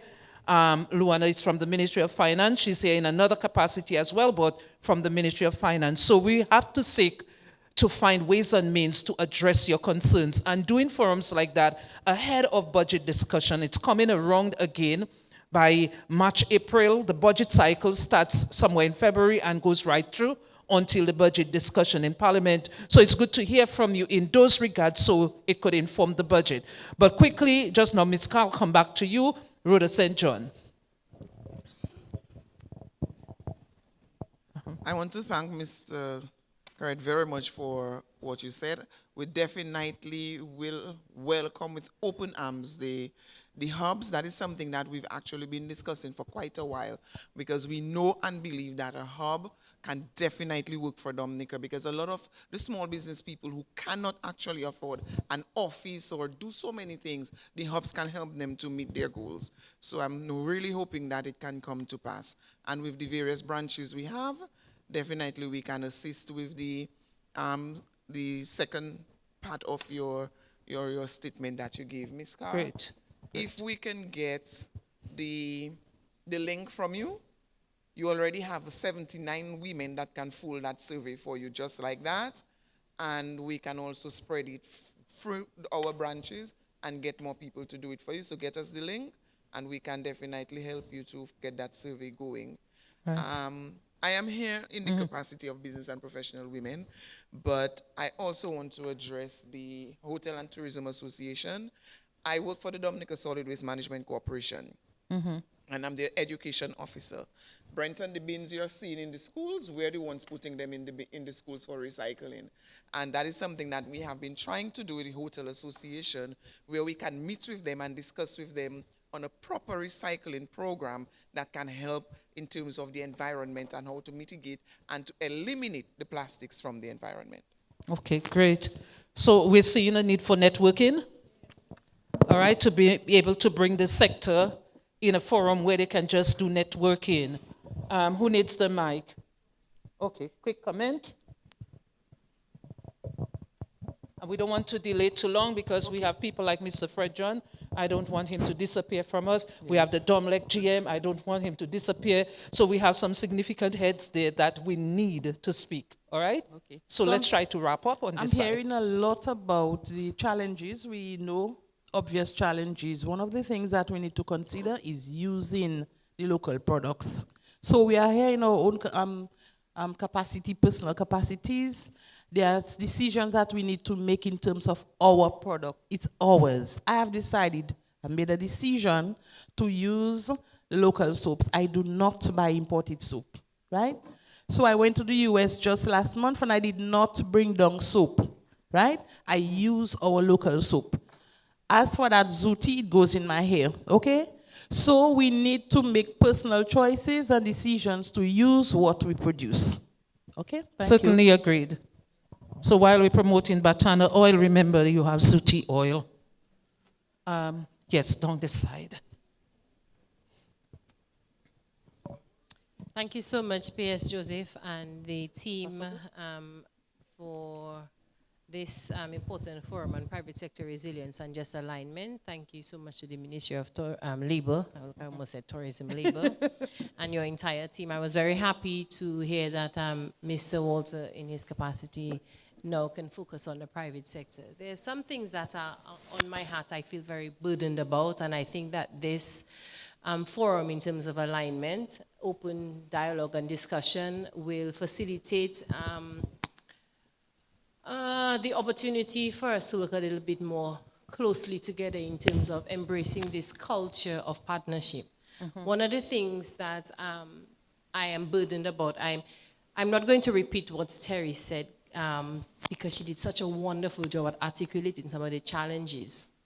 One of the things that let me phrase it this way, that I'm very open about working more closely with the private sector representative within the ministry on is our culture of how we support MSMEs, private sector, small, businesses. Some of them are still subsistence, but the point is, I feel like the culture of support isn't there strong enough. For example, a few years ago, I remember I made a late payment to Inland Revenue, and one of the comments that the person said, boy, I so like when all you late for me to bust a 10% on you, and I laughed. I said, my girl, you see, you can make that statement because from where you're sitting and where I'm sitting, I am a risk taker.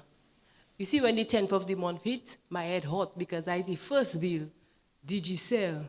Then the 15th, I have to think of you. And then I have to make sure I have money there to pay my employees so I can understand. Because you, by the 15th, you're watching to say, boy, when my salary coming. So I understand we are different. But I'm saying that to say that the mindset of support and the education and the hand-holding, maybe we've missed the opportunity in the past. So I'm embracing SDG 17 for a more symbiotic relationship and partnership where people like Micah can come into my business, people from the Inland Revenue can come and say, Labad, that's how you have to do your tax, Michael. Labad, that's how you have to fill out the form. This is the importance of doing this way because we make a lot of mistakes as MSMEs. The other thing is the culture of responding. Elas Moji, answer the phone. If I get it wrong, the first time is okay, the second time. But even like these simple things, I feel like we are struggling with. And this is not to say that you are not answering your phone, but I just feel like there are some basic things that I would really be open to just creating that space for dialogue, discussion, and relationship. And Mr. Carr, I am so excited already about the incubator.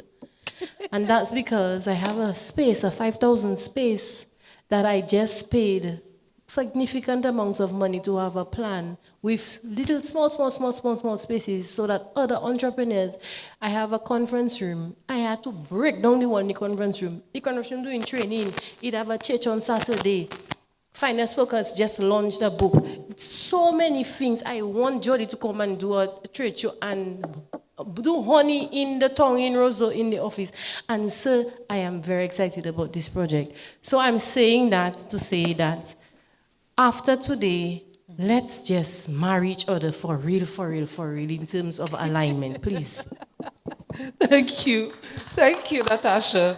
So we're seeing, whoa, the networking is going to be there, and the collaboration between our ministry and UE to develop some certificate programs to empower our businesses. That is also surfacing very strongly, as we work together. All right, one more comment from Ms. Ferrara, and then we go to Mr. Fred John from the Dominica Geothermal power company, all right, development company, and we will hear what he has to say, how we can collaborate. Thank you.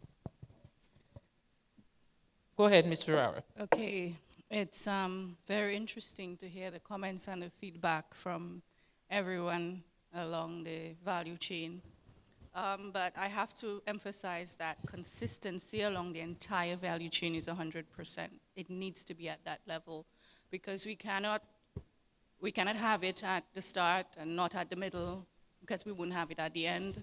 If we don't have it at the start, we cannot have it at the end. And if we don't have it at the end to support the purchases of everything in the back, we will not have a complete product and a complete sustainable market. So we must remember that as we grow, the consistency is very important. If we can do consistency on a small level first, let's do it on a small level first. Let's not chew off more than we can bite off more than we can chew, because consistency will lead us to not having a market in the end. So I wanted to just mention that. So the way we are going to get there is working with the incubators, building the capacity. The sustainability is a must. And then when all that happens, we just smooth sailing forward.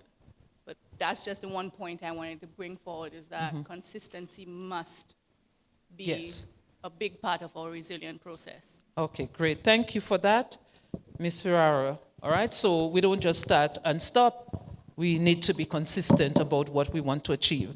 It's my pleasure now to invite Mr. Fred John to talk about the exciting development of geothermal on the island of Dominica, another source of renewable energy, something that builds resilience. Mr. John.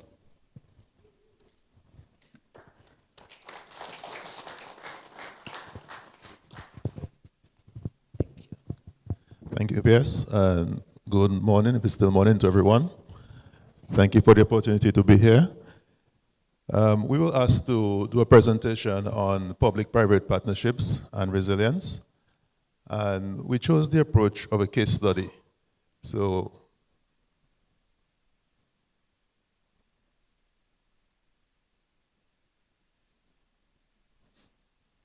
are you okay now? Okay. Okay, so we chose the approach of a case study where we present the information to you on the geothermal project. And in a forum like this, it's always interesting to really make sure people understand what's going on. And then together we'll look at opportunities. Because listening this morning has been really eye-opening for me in terms of the small business and what's important to you. So we'll together look at the geothermal project and see what opportunities there are for you and for others in the country. Okay? So I will run through the slides quickly, and it's important, otherwise you may not get the full story. So bear with me while I go through what this is all about. Okay, I need the guys at the back to look at me so we can just move forward together. You guys? Okay, let's move on. Next slide. I'm going to make up some time here. Okay, so the original project objective, I'm talking more than 10 years ago, maybe 15 years ago, was to find out if there was a resource in Dominica, in the Rosa Valley, a geothermal resource. And if there is one, then build a power plant, service the country, and then do other interesting things with it for the country, like exporting power to our neighbors. Okay, so that was the original objective. And it actually has not changed. It has been refined, but it has not really changed.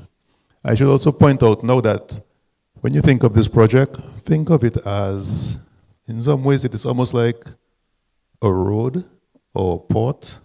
It's like core infrastructure for the country. Okay, so it's a chance to look at this as how can I use this infrastructure to benefit in various ways, especially as a small business. Okay? This will take 5 seconds, but you need to understand this to understand the time frames and where things are. I don't have a pointer, so I'm just going to walk a bit for a second. This represents the ground level and sort of everything below. The key thing in geothermal is a reservoir. Okay, that's why this is in Loda and not in Foncole or somewhere that's easier to work in. Okay, so it takes millions of dollars and years to confirm if you have a reservoir. There is an excellent reservoir in the Rosa Valley. Okay, that's what this is all based on. It has been found in in a second I'll show you the timelines. But basically, once you have the reservoir, you need, the method we're using, you need 2 wells, at least 2 wells. One to take the hot liquid out of the reservoir. In this chart, it's shown on the left, it's called the production well. And the other well you need is one to put it back into the reservoir after you have used some of the fuel, of the fluids, the temperature, or the energy, sorry. And that's shown as the reinjection well on the right-hand side, okay? That is the core to make this thing work. And above that is really just a factory. You have a heat exchanger where you take some of the energy into a secondary fluid, which turns a turbine, generator, and you have electricity. That part is not complicated. Okay? And then Domlec buys the power, and everybody's happy. Okay, so that's it. Once you understand this, what's coming now, I think you'll get it. So next slide, please. Okay, this gives you a picture of the journey. So you as small businesses, you'll understand that this was not a straight line. This took a long time. It doesn't have to take that long. But I'm going to walk you through this because there are opportunities in there. And we'll talk about that during our little discussion. So if you look at, let's start in 2011. I said you need to find if there was a resource there that's commercially viable. So the first wells were drilled in 2011. They were small wells, one in Wharton Waven, one in Wharton Waven, 2 in Trafalgar. Okay, and they proved there was a great resource in the River Valley, small wells. And then 2 years later, 2 more wells were drilled to start the business of producing power. I think by 2014, everyone thought this project could be done within a year or 2. 10 years later, that's when it's been done in terms of completed. So the yellow shows you some of the things that went wrong along the way. The hurricanes, can't do anything about that. Pandemic, can't do anything about that. Went to market with the World Bank for someone to build a 7 megawatt power plant. That got cancelled because of our terrain. The market priced it so high. The World Bank had to advise us to cancel the tender, set us back again. And then the approach to financing this involved working with a consortium from France to export power. That fell through. So pretty bad period of time there. But then things started looking up in the end of 2022. And since then, it's kind of been running quickly. So we drilled 2 more wells. We'll talk about the financing in a while. PPA is a power purchase agreement, a CA concession agreement. Those are just the core agreements you need with commercial partners to do this. So those were signed in 2022 as well, I think. And then a transmission network, which is what you need to get the power from Loda to where Domlec needs it to distribute to you in Foncole. That was financed with a loan from the World Bank. And then an interim arrangement for the power plant was also settled then. And finally, a big contract, $43 million, US, was awarded to build the transmission network, part 1. Okay, so a lot of activity in that period. Takes us to where we are now, where we've completed financing for the power plant with CDB and the CARICOM Development Fund. And then we are looking to commission the transmission network, phase 1, and the power plant within a few months. Okay, so that's the journey just to get to part 1. As I said, should not be that long, but there are opportunities there are lessons there that we can all learn from. Okay, just showing you what it looks like on the ground. The power plant is the top right. Well, this is part of it, but this is really just an area the steam gets processed. And for the transmission network, we speak about substations. It's just a building That's one that's going up in Trafalgar right now, and work is continuing. So just showing you works on the ground that you probably don't know is going on right now. Okay, let's talk money. Let's move this way a bit. Okay, so at the development stage, when the government was looking to find whether the resource existed, a lot of money from a lot of different sources went into this. Grants, loans, and technical assistance from around the world. For the transfer network, that was just loan money, doing the designs. I said phase one, that gets us to Fonkole, but we need to get to Portsmouth as well, and the airport. That's not yet funded. Okay? Construction for the geothermal is a combination, as I said, the developer has equity in there, CDB, and CDF, CARICOM Development Fund. So that's what's in place now. For the network, again, that's a loan from the World Bank. Going forward, not yet decided. And once you build those things, you have to operate and maintain them. So how is that being done? For the geothermal plant, it's a build, operate, and transfer model. So the developer is building it now, 25 years operation. At the end, they hand it back to the government at no cost. Okay, so that's an important part for the power plant. For the transmission network, once it's built, it's leased to Domlec for operation and maintenance. Okay, for the same period of time. Okay, so a lot of information at you, but hopefully now you understand what goes into this thing. Okay, challenges. This is a snapshot, a subset, but those are the big ones that might trigger some ideas as we talk about opportunities for you. Dominica is a remote island. You don't think of it that way, but it is in the context of those major projects. Infrastructure for these big projects is not really there. So makes it difficult, makes it expensive. That's just a reality. Resilience. In Dominica, we are world leaders in understanding what resilience really means and what it should be, but it's not free.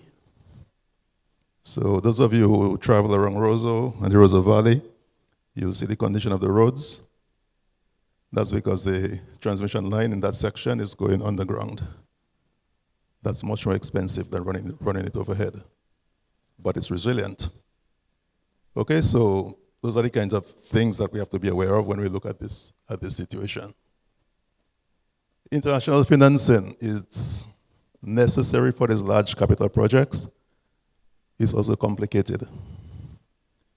And the complications come in ways that we don't even think about on a day-to-day basis. For example, before you get this $20 million loan, are you creditworthy from an international context?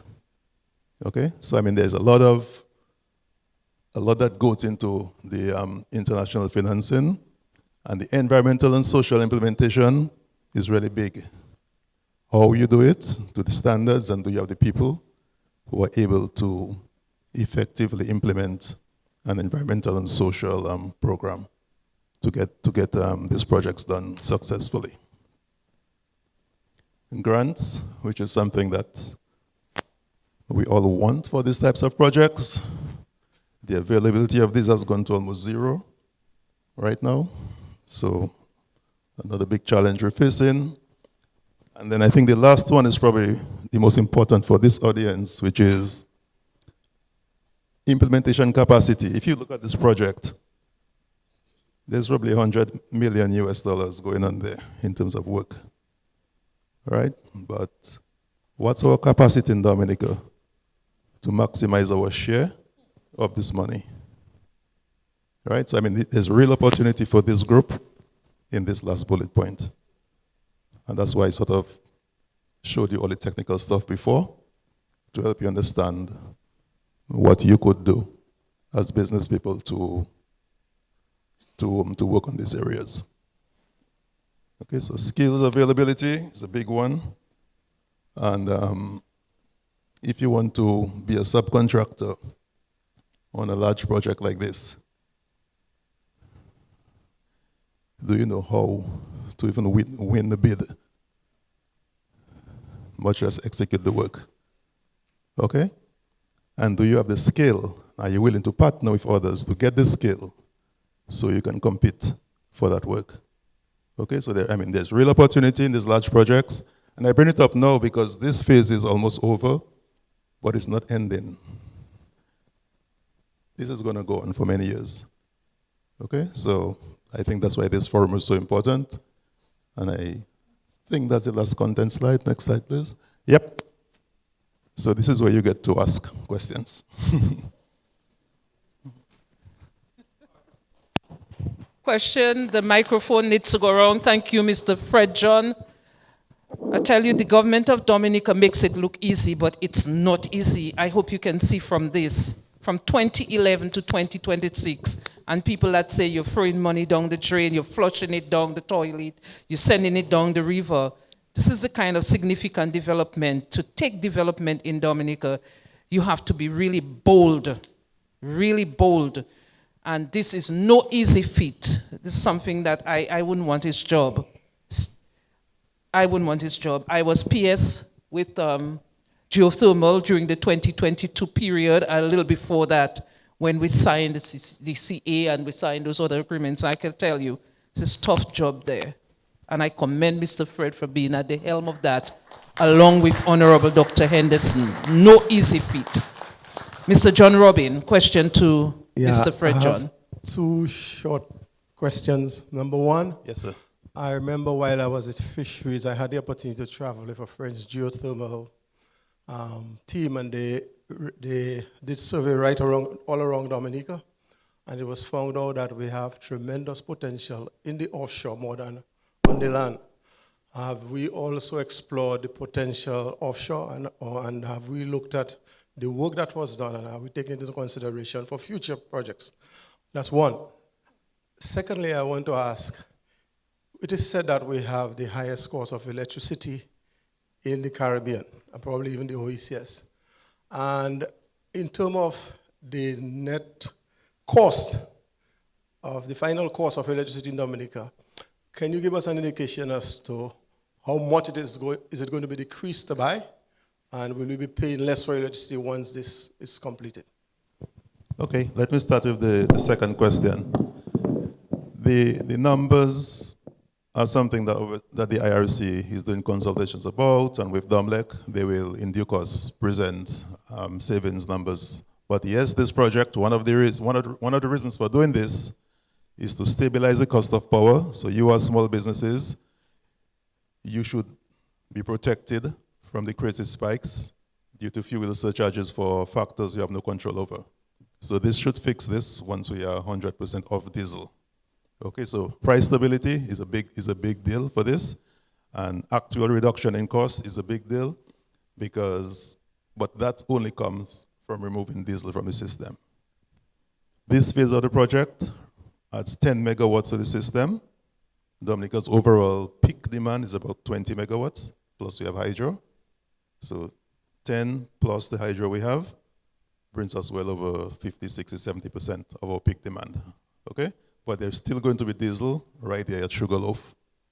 So until we get Sugarloaf offline, there's still more savings to be had. But the absolute number, the IRC and DOMLEC will communicate that to you in due course. The second part of this question, the offshore resource and so on. The work you did with the French, I'm not familiar with it, but all of that is part of the preliminary assessments on the chart I showed before 2011. You saw the whole bunch of studies. That's the kind of stuff that goes on before then. Dominica has several geothermal zones, but finding one that is commercially viable is the key, because that's where the de-risking starts. So far the focus has been on the Roseau Valley, And that's going to be developed, but there are other efforts to see what else is available in Dominica.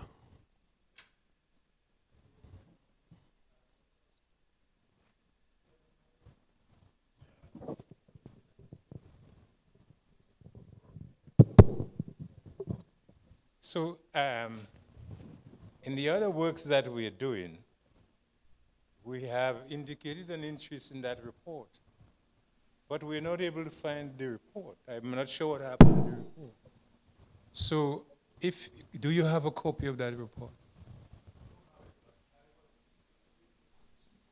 Okay, okay. But it's difficult to find that report. But I think eventually we'll find it.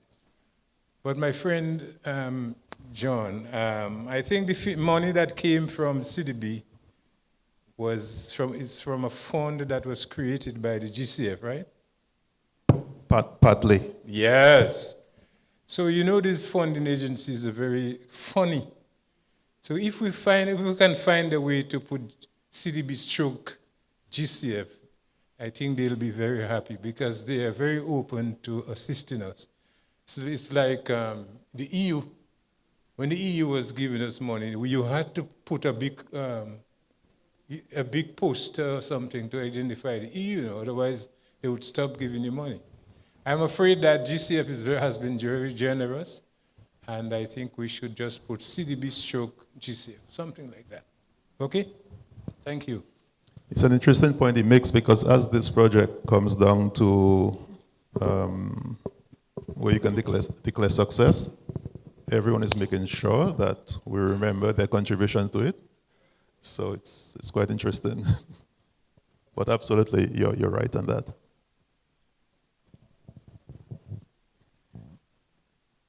Okay, so do we have a timeline for the pricing, when we would know? We have a timeline? I know you mentioned IRC is dealing with it, but do we have a timeline? Can I put you on the spot, my friend at the back? There's somebody behind you who might be able to help you.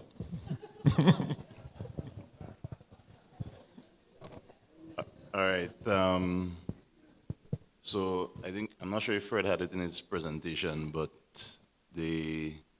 officially we're supposed to start accepting power, buying power from the power plant as of March 1st, 2026. So there has to be something put in place by that time, at least by the end of the month, when we would need to bill for electricity that includes geothermal in it. So for now, probably that's a timeline you can hold us to.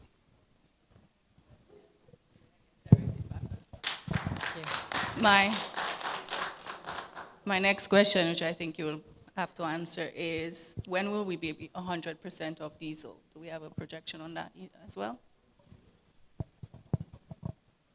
That might be a coordinated question. I'll take it.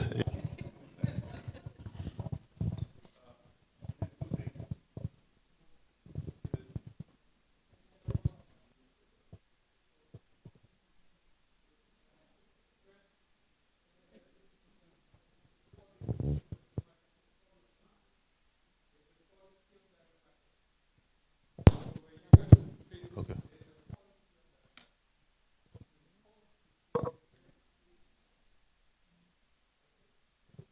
It's a policy matter. It's a policy by government to get full renewable energy power by 2030. It's a policy instrument. It's not something for the companies to deliberate on. It's a policy. It's a policy of government. And one more question. You spoke about the opportunities. I think that was the last point on the last slide.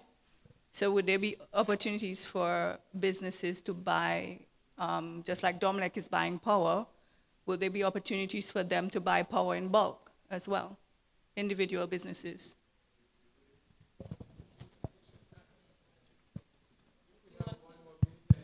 Okay, the way the commercial arrangements are set up, well, the way the law is set up, Dominica is the only one who can transmit and sell power in Dominica. So the commercial agreements are such that Dominica will buy everything from the power plant, and it will be passed on to the consumers. Yeah, two things. I know it's difficult to get specifics now with regard to rates and costs, but seeing that the big man from Dominica is there, you may be able to give an overall indication. Okay, you're paying $2 a kilowatt hour now. We might be able to see at best a 50% reduction, a 40, that sort of thing.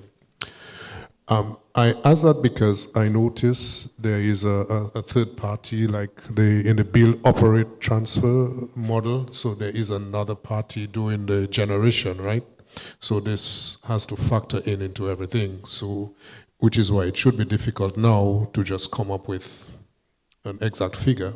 So that is one. The other question is, and maybe you might be better able to answer that, are there other opportunities within this geothermal power plant for other, like, sort of maybe revenue streams other than just electricity, which would maybe help offset costs and hence lower the cost of the electricity that is sold off to Domlec?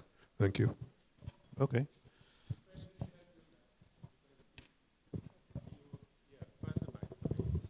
That is exactly what I wanted to talk about.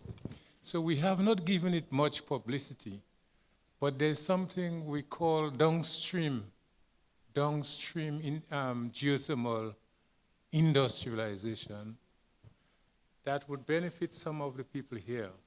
We have done these studies already. You can say it's in my custody because I was the one who coordinated at Creed. So what we have done, we have made the necessary preparations for downstream geothermal industrialization. So basically, like the people who do drying, right? One of the first use that we can make of the downstream, whether the heat or something like that, or the Fred knows all those things, is to dry your products, right? The drying part of your production can be done towards the end of the geothermal value chain. So the World Bank is very interested in helping us to do that. We have done the studies. We did a study on the demand. They came here, they did the study on the demand, the report is available. And they also did a study on the institutional arrangement to include the laws. Yeah? So I think that is well on its way, but we have to wait for everything to settle down. Production of power and so forth to the population before we start afresh on the downstream geothermal industrialization. But that is a real possibility with a lot of opportunities. We have not given it much publicity, but we are prepared for it. Thank you so much. Mr. John, I'm sure you've probably, I think PS Joseph did a very good job at saying thank you, and I know you are a very modest man, and I think I've said it once before on behalf of the good citizens of the Commonwealth of Dominica. While we know you would have stood on the shoulders of many great persons before you, but this definitely would not, and is still not an easy task. So thank you from a fellow Dominican. My question is, on the last slide, you spoke to opportunities. And so a company such as Outsource that deals with process management and particularly sometimes corporate training and looking at skills development. When I saw the opportunities, the first thing that came to me was health and safety training and things around that nature. But perhaps maybe I can prod you to talk about some of these skills gaps or the opportunities particularly that you maybe have in mind. Okay, that's an excellent question. Thank you for the kind words. And obviously, it's not one person doing this. We have a great team at the GDC and in the government sector. I mean, at the right time, everyone will be thanked, but the whole country is pulling for this project. So honestly, thanks to all of us. Otherwise, this would not have happened. In terms of opportunities, I like this question because there are some specific ones. Many of the companies who come here, do not want the hassle of doing even their own HR and finance and stuff like that. So that's a clear opportunity. And I mean the consultants as well, because you have many consulting companies who have to pay taxes and get office space, and that's a clear opportunity right there. Technical skills. I'll tell you what the company is called OMAT, the parent company, who's building the power plant, ORMAT. They have quietly gone to the State College, for example, over the last year, and had several rounds of internships, where they took the young engineers for maybe 6 weeks at a time, brought them to the plant, and at the end they hired a bunch of them. And the plant will be operated 100% by Dominicans after maybe a year or two. So I mean, that stuff doesn't get publicized because, one, they're doing their own business quietly, and I don't think they want the publicity. But that stuff is happening. During the construction phase, as I said, $100 million project. Well, this plus the transmission line. And we have, P.S. Joseph knows this because she signs all the work permits and stuff. We have so many experts coming in here. In the initial phases, when I asked them about the welders for this plant, lots of pipe works, right?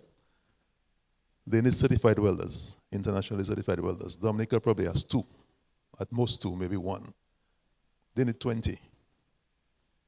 So I mean, that type of specialized skill, we, as a country, kind of need to align so we can get people certified, because these international companies, you need certifications to work for them at that level. Okay, so that's a big one. And then I mentioned the environmental and social aspects. A lot of this financing comes from international development banks, and just international banks, where ENS is not optional, it's not negotiable. There are clear frameworks. So luckily we have the World Bank and now the other regional banks working with us. But they've had to train our people. But still we bring in a lot of consultants. And that's something Dominicans could do with the right training. Okay, so, and then logistics, trucking, cranes, that type of stuff. We have a lot of equipment on island, but not all of it is up to spec. In fact, we had a training recently led by the World Bank to try to elevate the standards. But my point is, the things we can do here, we need to do it at a level that's acceptable internationally. Yeah? And you need the scale. So if you have 1 truck, that's nice, but they're not going to sign 10 contracts for trucking, for example. Yeah, so we need scale or the flexibility to partner. I notice you have many cooperatives there. Kind of need that in the industrial space as well.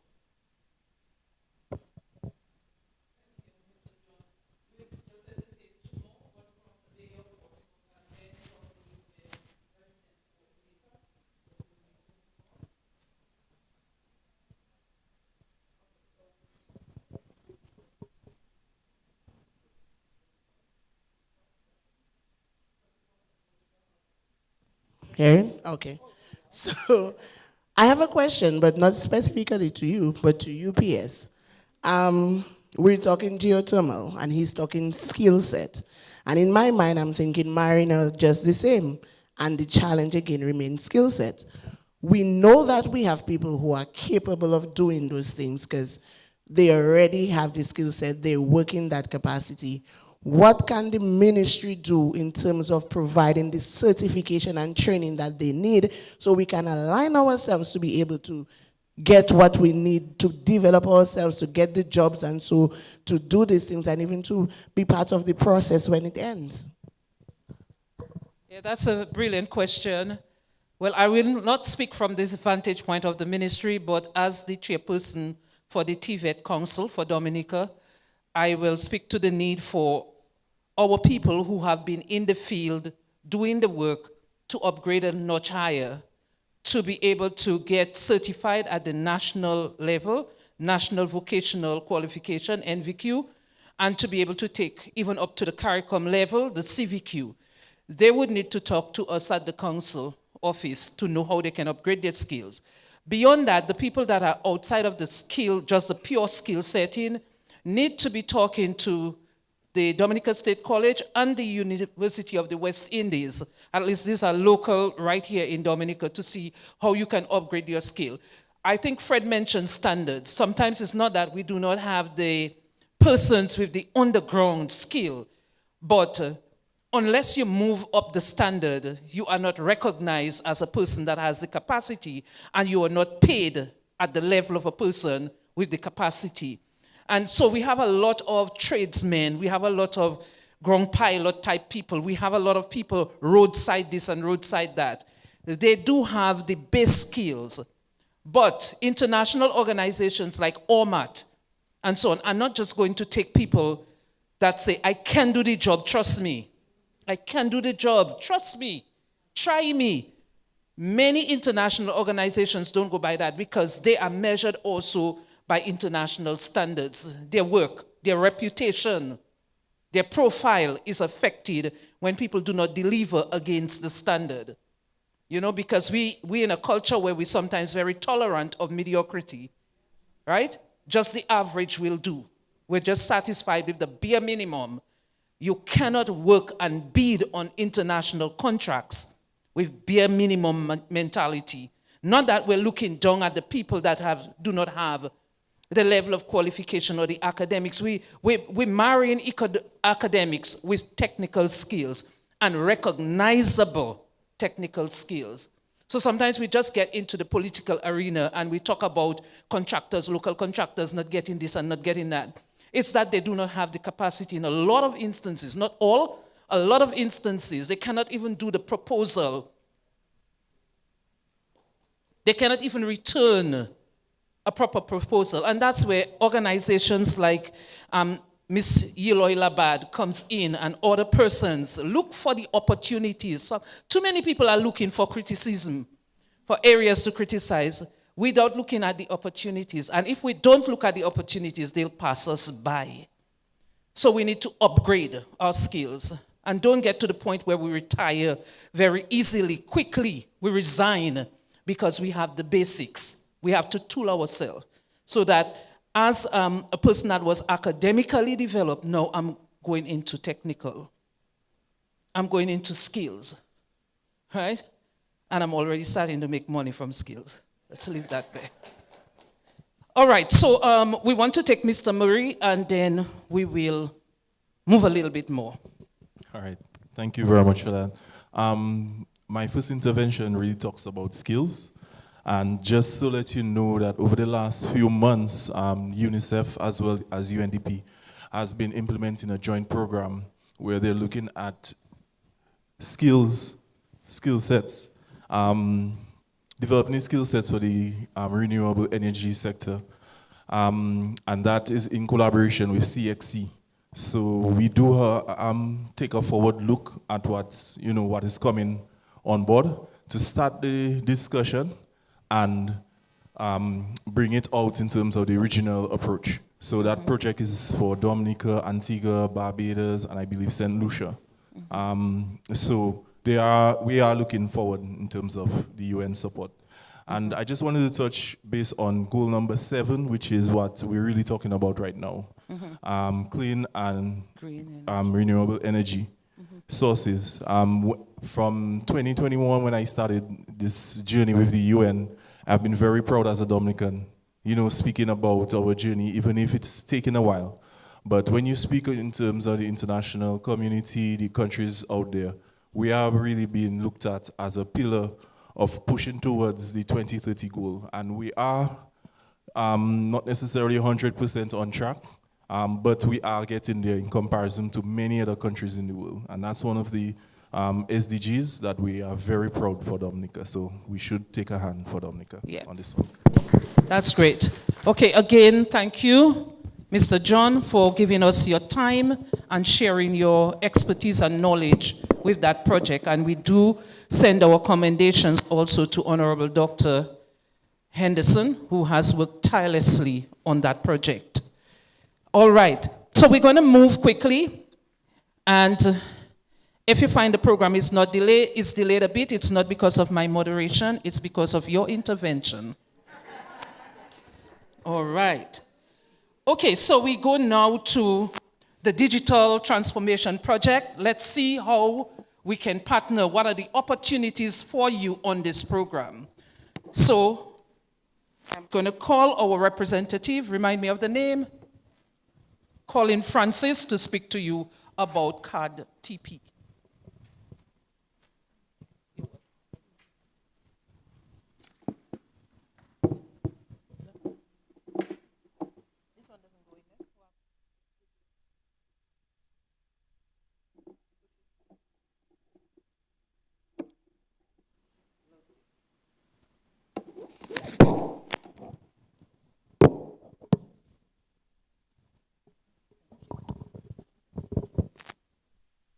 Good afternoon, everyone. Thank you for the opportunity to address you today on behalf of the Caribbean Digital Transformation Project in Dominica, an initiative that sits at the intersection of digital innovation, resilience, and sustainable economic growth. The Caribbean Digital Transformation Project, under the Ministry of Public Works, Public Utilities, and Digital Economy, is a World Bank-funded, supported initiative implemented by the government of the Commonwealth of Dominica, as part of a wider regional effort across the Eastern Caribbean. The project is grounded in a simple but powerful understanding. Digital transformation is now essential to national resilience, economic continuity, and competitiveness, particularly for small island developing states like ours. In Dominica, the Caribbean Digital Transformation Project is structured around 4 pillars. Now, before I dive into the opportunities that are available, I'm just going to give a brief overview of the project itself. So as I was saying, the Caribbean Transformation Project is structured around 4 strategic pillars: a digital enabling environment, which modernizes the legislations and regulations to support secure digital transactions, data protection, cybersecurity, and innovation. 2, digital government infrastructure and services, focused on improving how the government interacts with citizens and businesses. 3, digital skills and technology adoption, ensuring our people and enterprises are equipped to participate meaningfully in this digital economy. 4, project implementation support to ensure delivery, coordination, and sustainability. These pillars are already translating into real measurable outcomes. One of the most transformative achievements thus far have been the development of the National Management and Information System, HMIS. That's a health system which is being developed to secure, it's a digital platform which connects hospitals and health centers, allowing citizens to register for healthcare services, book appointments, manage prescriptions, and access medical records all online. This system will improve service delivery, reduces administrative delays, and ensures the continuity of care even in the time of disruption. In parallel, the Caribbean Digital Transformation Project has strengthened digital government operations through the successful rollout of our e-office platform, which enables electronic document management, internal workflows, and secure communication across government ministries. This platform enhances operational efficiency and ensures that the government businesses can continue seamlessly during emergencies. Complementing this is the e-services platform, which I'm sure a few of you, or hopefully most of you here have heard about, which provides citizens and businesses with online access to the government services, reducing the need for physical visits and increasing accessibility, transparency, and efficiency. These platforms are critical to resilience, ensuring continuity of public services and enabling the private sector to engage with the government in faster and more predictable ways. Another key area of impact has been the digital learning and skills development. Under the Caribbean Digital Transformation Project, students at primary level have received digital services, digital devices, supporting remote learning and digital literacy from an early age. Beyond formal education, the project has also supported digital skills training and created free computer access through our digital innovation hubs across the island. In addition, the project disbursed grants to small and medium-sized businesses across the island to also help them digitize their systems. Importantly, for the private sector, the project is facilitating free industry-recognized training and certification opportunities for employees and entrepreneurs. These include programs in cybersecurity, foundational and advanced digital literacy, digital marketing, and internationally recognized CompTIA certifications, which are all free. These trainings are designed to build practical, job-ready skills that strengthen organizational resilience, improve cybersecurity awareness, enhance online businesses' presence, and increase operational efficiency. We strongly encourage the private sector to take advantage of these opportunities by having your employees sign up for these certifications.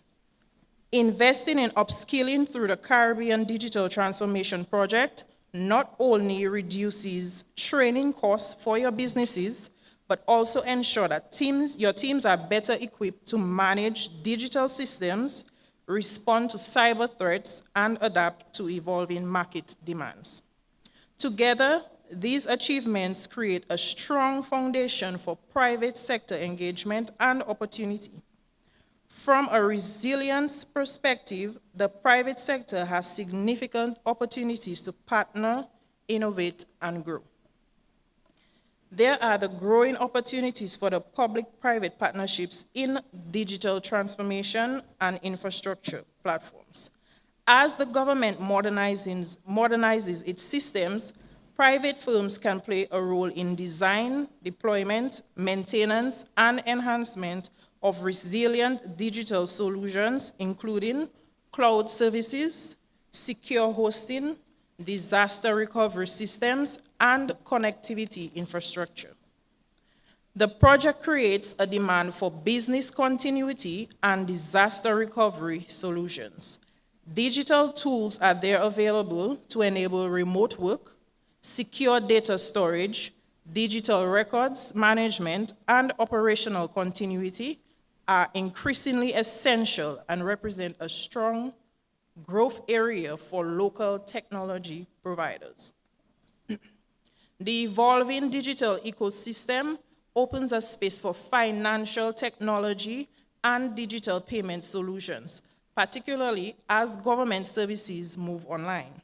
Secure e-payments, digital wallets, and insurance technologies can significantly improve post-disaster recovery and economic stability. As digital platforms expand, cybersecurity, data protection, and trust services become central to resilience. There is a clear role for private firms in providing cybersecurity services, compliance support, and digital trust solutions that protect both public and private enterprises. Finally, because the Caribbean Digital Transformation Project is a regional initiative, solutions developed in Dominica can be scaled across the Eastern Caribbean, opening doors for export, regional partnerships, and cross-border digital services. The Caribbean Digital Transformation Project is not simply about technology. It is about building resilience through collaboration. It is about ensuring that the governments, citizens, and businesses can continue to function, adapt, and grow in the face of uncertainty. The private sector is not a passive beneficiary of this transformation. It is a critical partner.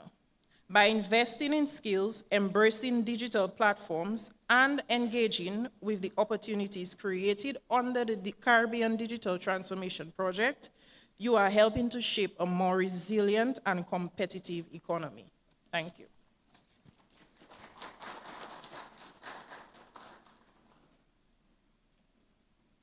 Okay, thank you very much for the presentation on the CAD-TP project. If you have any questions, you can pack it for a little later, all right? Just note the questions.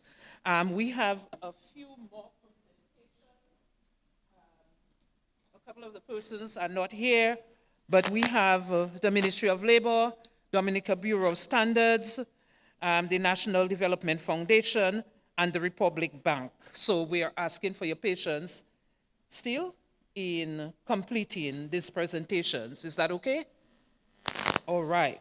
So at this point in time, we will call on Mr. Vincent Etienne, representing the Ministry of Labor. Please, if you need a coffee break, a sanitary break, or a sanity break, you can take it now.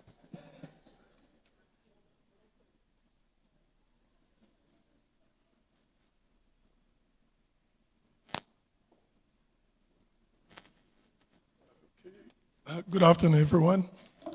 Thanks, PS.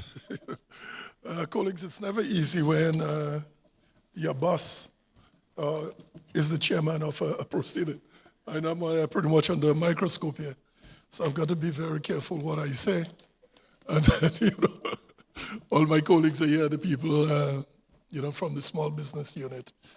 I'm going to try my best. PS, I know I might be evaluated on that, but let's see what happens. Good. All right, I'm Vincent Etienne, and as I said earlier, I work with projects within the unit, and really today I am presenting on behalf of our director, Portia Nicholas, who is unable to be here with us. So I am pleased to present on behalf of the Small Business Support Unit. That's a national lead agency mandated or given the responsibility to support, strengthen, and accelerate the growth of the micro, small, and medium enterprises. That's the MSME across Dominica. So basically, our department is the one responsible for creating that enabling environment for the development of small businesses, the MSME sector in Dominica. So who really are we? I know our PS has been saying quite a bit of stuff about us, and Mike and everybody, has been saying a lot of things. I mean, this forum is one that our ministry have been able to put together. So when we really ask who we are and what do we do, I'm going to try to give you something additional to what everyone else has been saying. So the small business unit, or I know sometimes our PS says maybe we shouldn't say the small business unit. We should just call ourselves the business support unit. What it is we do is that we play that critical role in terms of Dominica's resilience and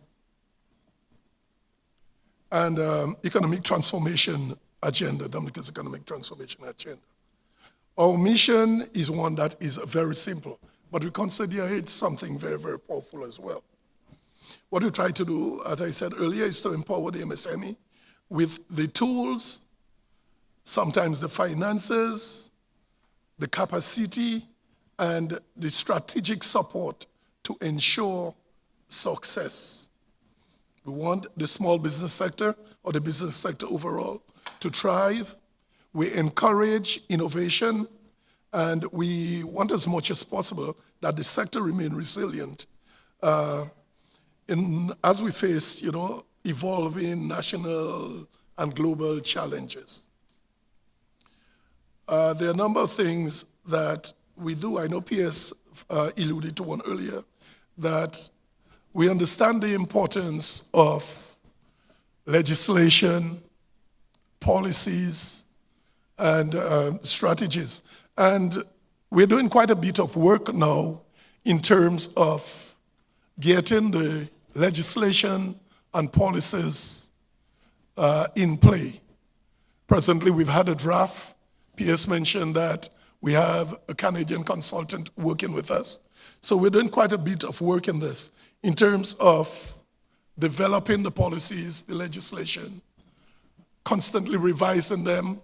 In the past, we've had a number of consultations with the public to get your feedback, what you think should be in the legislation, especially how it affects the SDGs, and as we do that, we're constantly revising. We're hearing what you're saying, and we're constantly revising those. Very soon, we hope they will be enacted. It will be completed, and we'll send it to our minister and parliament to be enacted. Once this is done, we will ensure its proper implementation, and we will continue with monitoring. Once enacted and implemented, we will continue with monitoring and ensuring that your best interest is being served. All right? So, as I said, our mission is simple but powerful. We continue to try to assist the MSME with the tools, the finances, the capacity, the support needed to strive and stuff. And the MSME, we realize you, as individuals and as a collective, represent the backbone of Dominica's economy, contributing significantly to employment, income generation, community development, and strengthening the sector is not an option for us. It is something we recognize as something that is very, very essential. If I were to mention some of our core areas of support, over the years, the unit has strengthened and expanded to support services, and among the things we offer business development and advisory support.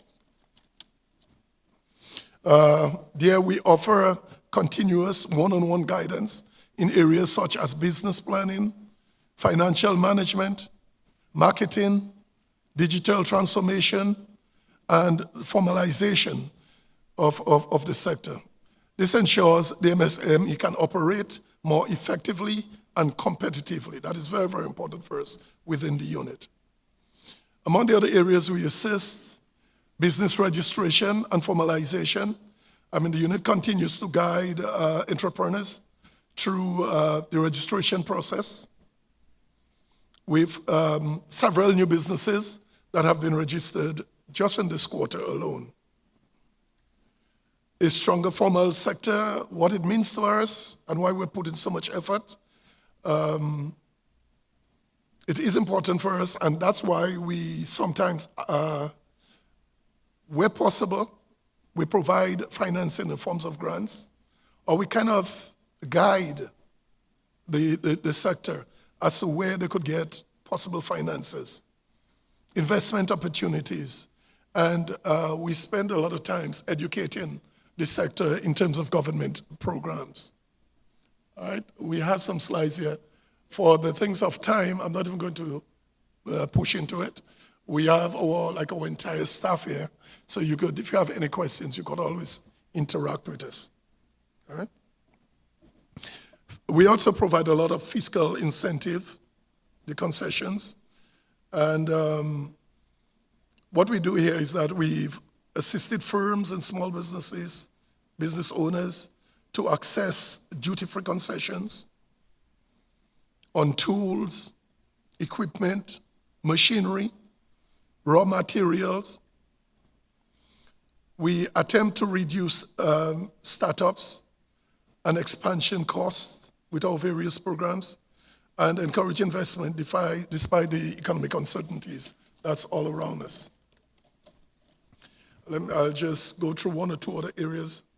Our role in advancing the National Resilience Program, because bear in mind, as the unit charged with the responsibility for creating the policies and legislation. Everything is tied in with the SDGs that we are here. We want to ensure, we are committed to the national resilience efforts. All right? So we want to say the forum theme is really timely, and we're really, really happy, not only in terms of putting it together with the UN representative, but also it gives us the opportunity to educate you further. And we understand that the Dominica's private sector, they cannot achieve resilience through infrastructure alone. Resilience also requires strong, adaptive, and MSME that is ready for the future. The unit is directly supporting this through capacity building. A lot of our technical programs you may be aware of. We strengthen our partnerships with the Ministry of Finance, the UN agencies, a lot of development partners, and the private sector like yourself and other organizations. We understand that integrating resilience and climate smart development into business practices is extremely critical. And a lot of the stuff we do is towards that end. We support the MSME in agriculture, manufacturing, tourism, the creative industries, community enterprises, and a lot of the new emerging sectors, what we call the orange economy. Our interventions here are not just theoretical or just things that we talk about. They are transformative, and they are already contributing to job creation, increasing export capacity, and inclusive growth. Let me just mention finally about some of the opportunities for collaboration with our sector. We know that resilience is a shared responsibility. We, our unit, the Business Support Unit, we stand ready to collaborate with stakeholders to, one, expand access to finance, strengthen market linkages, support innovation and digitalization. We build entrepreneurial capacity at scale, and we're constantly developing programs that directly respond to your realities. So as much as possible, we ask you to come to our office and meet with us and talk to us and let us know, as the leading government organization responsible for the small business development, what are some of the areas that you would like us to address some more. We invite you constantly to keep working with us, to build a more competitive and shock-resilient private sector. It is extremely important to us. And in closing, as Dominica pursues its national resilience agenda, our unit remains committed to ensuring that all MSME, the private sector, no one involved in business in Dominica is left behind. We really just encourage everybody, come to us, let's talk, let's ensure.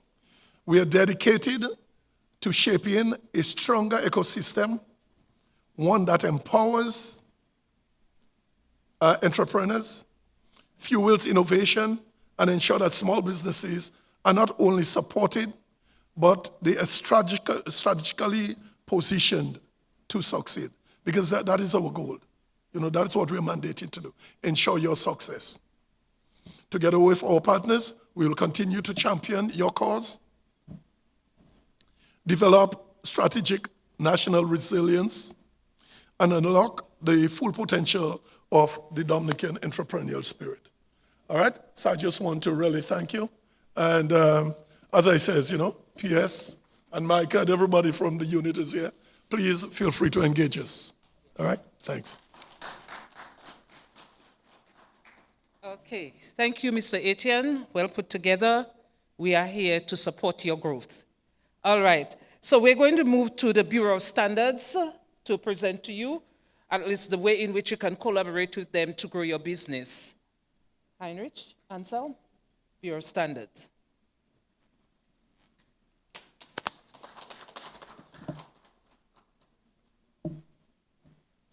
Good afternoon, everyone. My name is Ansel from the Bureau of Standards. I work in the certification unit of the Bureau of Standards, and my role is to ensure that businesses' products are certified and to allow for market access for a number of our local products. Our mandate is much larger than that. We are also responsible for ensuring that the environment is safe, industrial efficiency, and to also facilitate trade. So my presentation today is about unlocking market access and the power of certification and standards.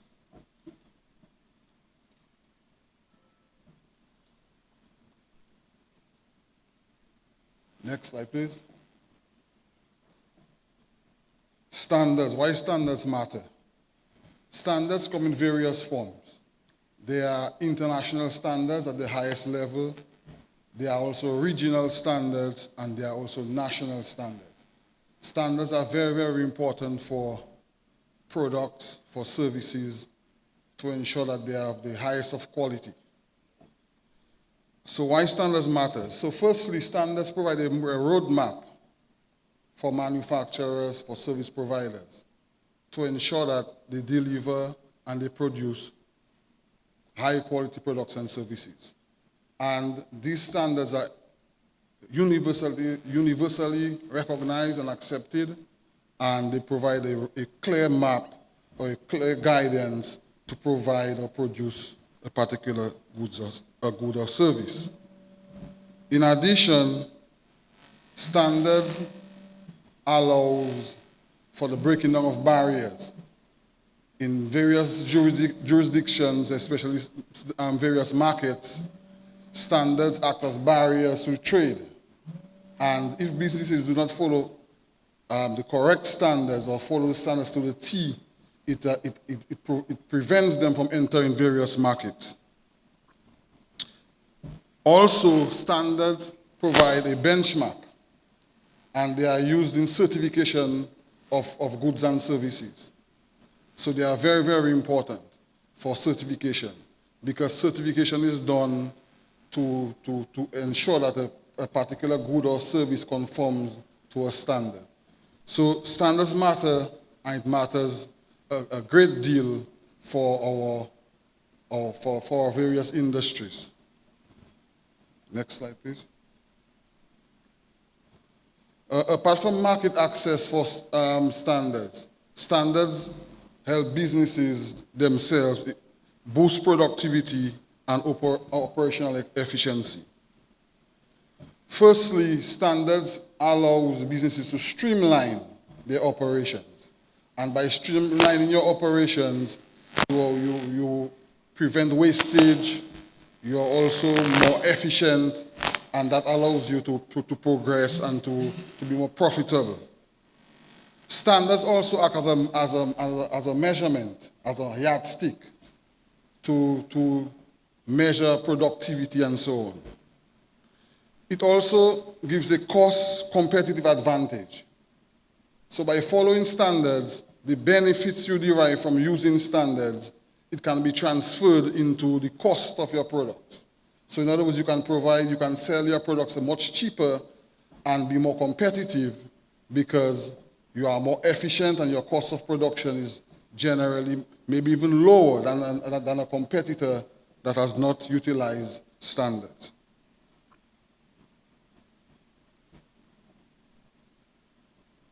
Next slide, please. Standards are also very important for quality and safety assurance, and it helps to build a foundation of trust. Certified products, for example, they undergo comprehensive testing protocols to ensure they meet highest safety and reliability standards before reaching consumers. So certification, which relies on standards, is very, very important for manufacturers and for producers of goods and services. It allows persons to be more confident in the products that they consume. As a real-world life experience, an example, for medical devices, there's the ISO 13485, and that standard is used to certify medical devices to ensure that they are safe for use globally. In addition, research shows consumers actively prefer certified products, leading to increased brand loyalty, higher repeat purchase rates, and stronger market positioning. Well, on a national level, we know certification is not really a popular thing, and a number of persons rely on products that they are familiar with and products that they have been using consistently. However, we are hoping to, on the Bureau of Standards end, to introduce the certification of products.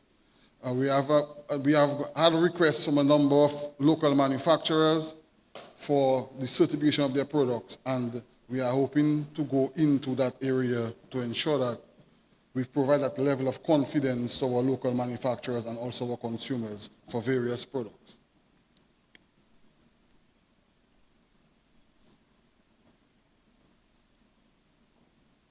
Next slide, please. Next one.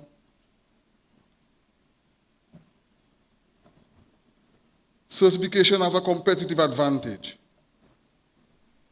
Although certification is not very, very popular, it has a number of benefits. And at the Bureau, we have been really trying to ensure that we provide a few certification schemes that can be used for our local manufacturers. And certification has a competitive edge. It is said that there is faster buying trust. Certified companies gain buyer confidence 3 times faster than non-certified competitors.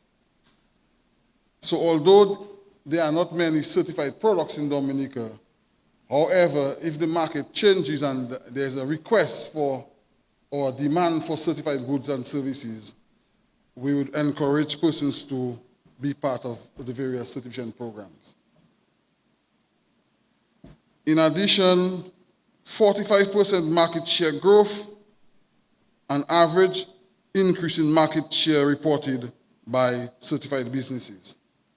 So internationally, it is said that there's a 45% increase market share when you are certified, when your products are certified. Also, for businesses using the ISO standards, which are international standards, there is a 2.5 competitive edge. So ISO certified firms report 2.5 times higher growth rate than competitors. So what that is saying there is that businesses, manufacturers should at least ensure that they get their goods certified or even their facilities. And at the Bureau of Standards, it's something new we are getting into. Traditionally, we have provided standards development, we are promoting standards, but we are hoping to use the certification programs right now to promote the use of standards. Next slide.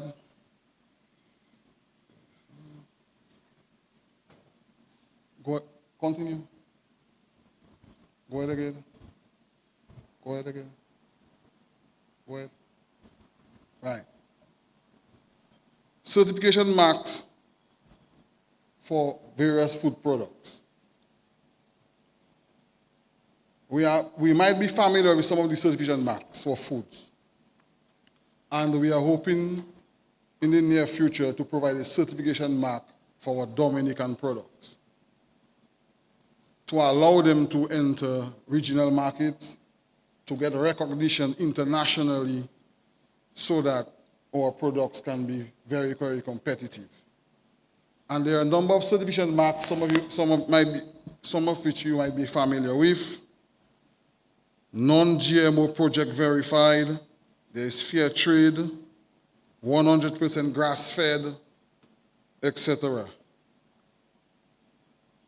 Next slide. For the cosmetic sector, there are three more examples: dermatology tested and natural cosmetics. Next slide. Apart from product certification marks for market entry, we are also promoting management system certification. And at the Bureau of Standards, we currently have a GMP recognition scheme, and we are not certifying persons to be GMP certified, but we have a recognition scheme to show that you have implemented some aspects of good manufacturing practices. And we are promoting, as businesses, asking businesses to get their facilities, not just your products, but your facilities certified and your management systems. Go back. So there's the ISO 22000. It is for food manufacturers, it's a food safety standard, and you can seek certification for that particular standard. There's also the ISO 9001 2015 for quality management systems, and for persons who wishing to tell the public that they are green, there's the ISO 14001 to show that you are environmentally friendly and your products and services, in the manufacture of your products and services, you do little or very little harm to the environment. Next slide.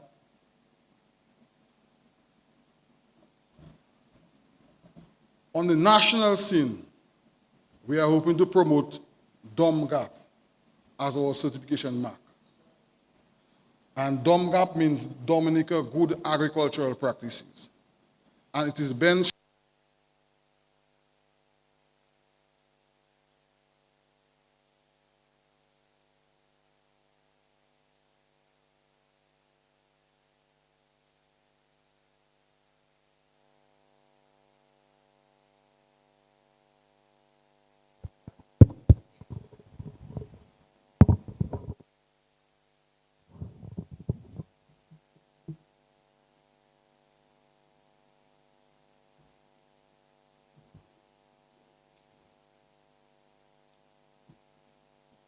just to continue.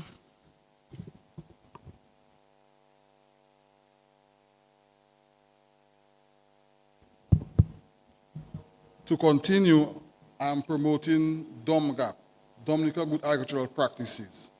And we have had a number of farms certified, but the demand for certified farm products is very, very low in Dominica, and the program is not really an attractive one. However, we still maintain the capacity to certify our local farms. In addition, we are hoping to do a Made in Dominica certification scheme, and we are actually benchmarking it from the Guyana Made in Guyana certification scheme. In that scheme, we are hoping to certify a wide range of different products, of which there are established standards for. We are hoping to start a pilot project with pepper sauce, and we are working with WUSC to get the Kalinago women group producing pepper sauce to have their pepper sauce certified. And we will start that as a project, and we will extend to other commodities, other products in the near future. For that scheme, we are hoping to test products before we certify them. And for example, for the pepper sauce certification scheme, we are hoping to test pepper sauce according to the regional standard for pepper sauces, and then to also do a walkthrough and inspection of the facility to good manufacturing practices. So there are two components. It's a specification for the actual product that is manufactured, and there's also an inspection of the facility of which that product was manufactured. Time. Next slide, please.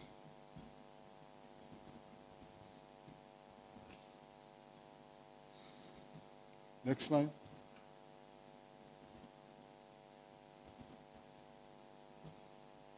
And just to close, in the interest of time, I'd just like to leave some information. Standards and certification, your gateway to global markets. So firstly, standards and certification, they ensure compliance. They allow manufacturers to meet legal requirements, quality standards, and build a trust, the essential foundation for market success. Also, it drives business growth.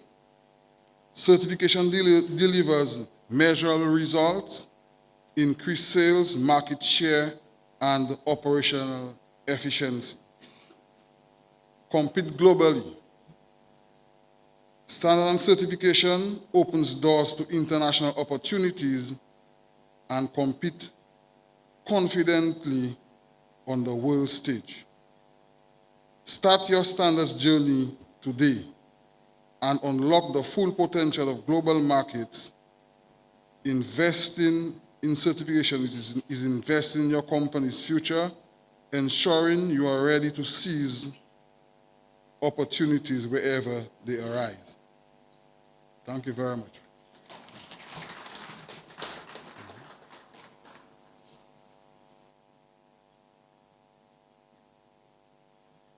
Thank you, Bureau of Standards, Mr. Anselm. I did a visit there some years ago, and I was totally taken back to see the kind of equipment that we have at the Bureau of Standards, equipment that would be desired around the region, and the capacity that we have at the Bureau of Standards also, the skill set among the human resource there. So I urge us to collaborate, the private sector entities like DAIC, DHTA. You can always organize a site visit so that you can become the ones that influence DMA to know what is going on in there. And we're encouraged to follow the guidelines that Mr. Anselm provided, which will help us to take advantage, especially of regional market opportunities as they emerge. All right? But first, at home, we want to ensure that we produce locally certified products for our local market. All right? Thank you very much again, Mr. Anselm. Let me be guided. I'm putting my documents all over the place. I think I must have about 5 circulating agendas now, scripted on all over. If I'm over here, if I'm there, it's all over the place. All right. Your tolerance a little bit more. Let us hear from the National Development Foundation of Dominica, after which we have one more presentation. All right? NDFD, Mr. Cletus Joseph.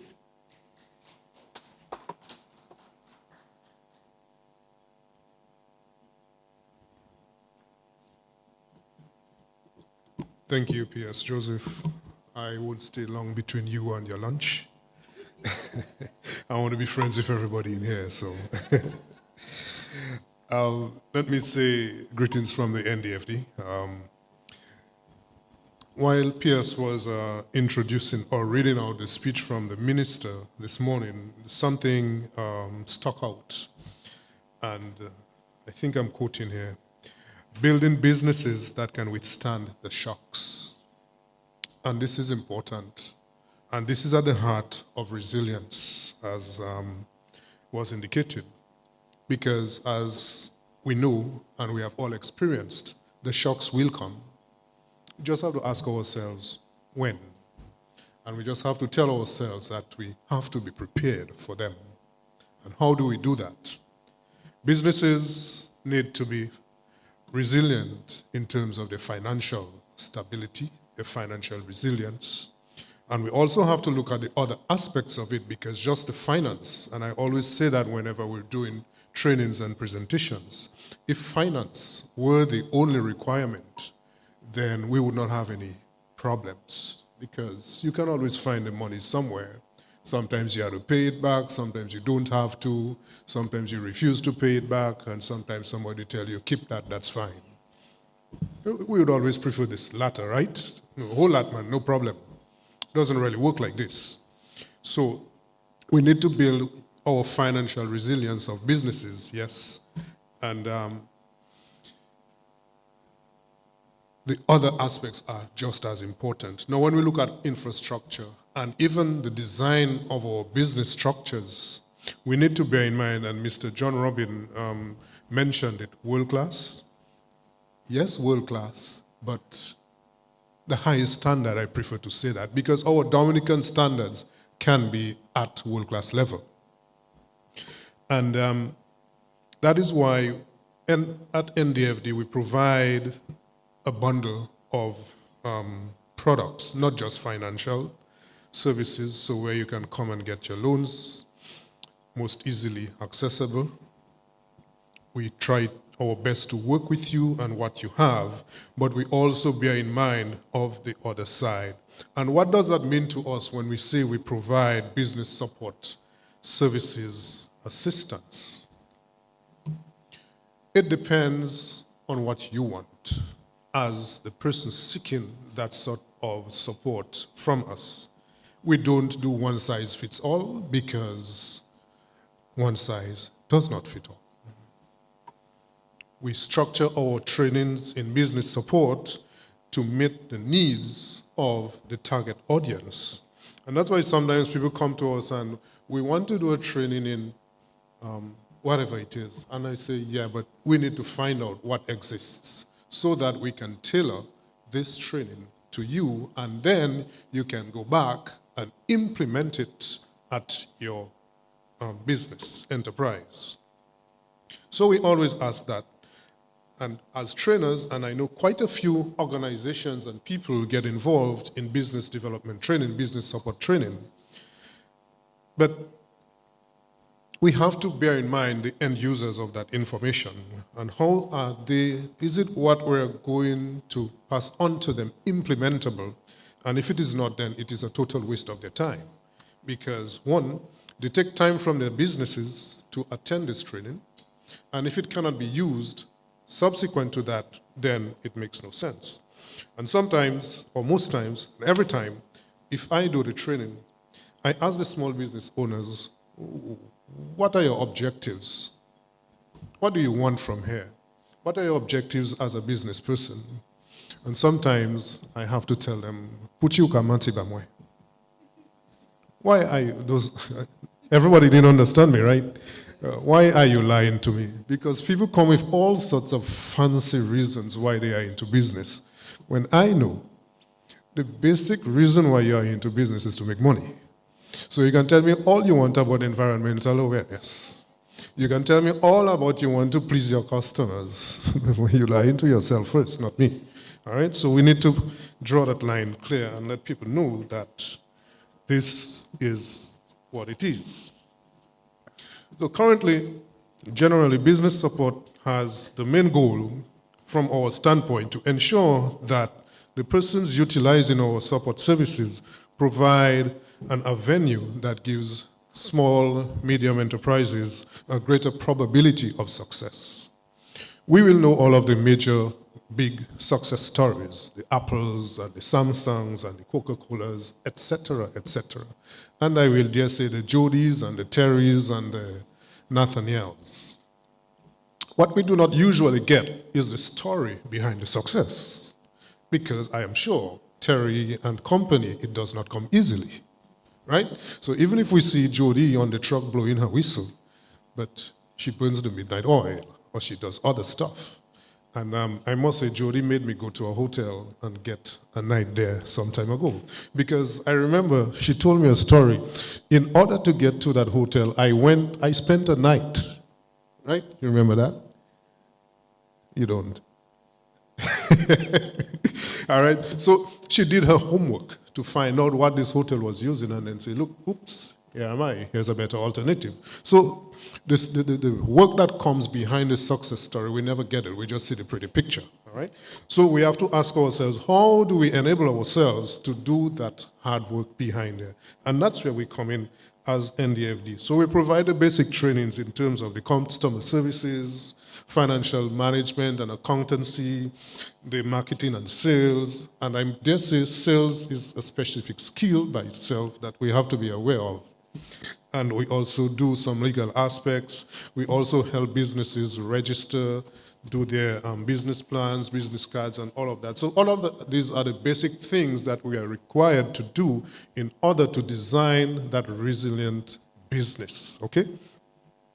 In addition to that, we provide opportunities to our entrepreneurs, women entrepreneurs, men, male entrepreneurs, and I don't like to distinguish because the man don't go without the woman.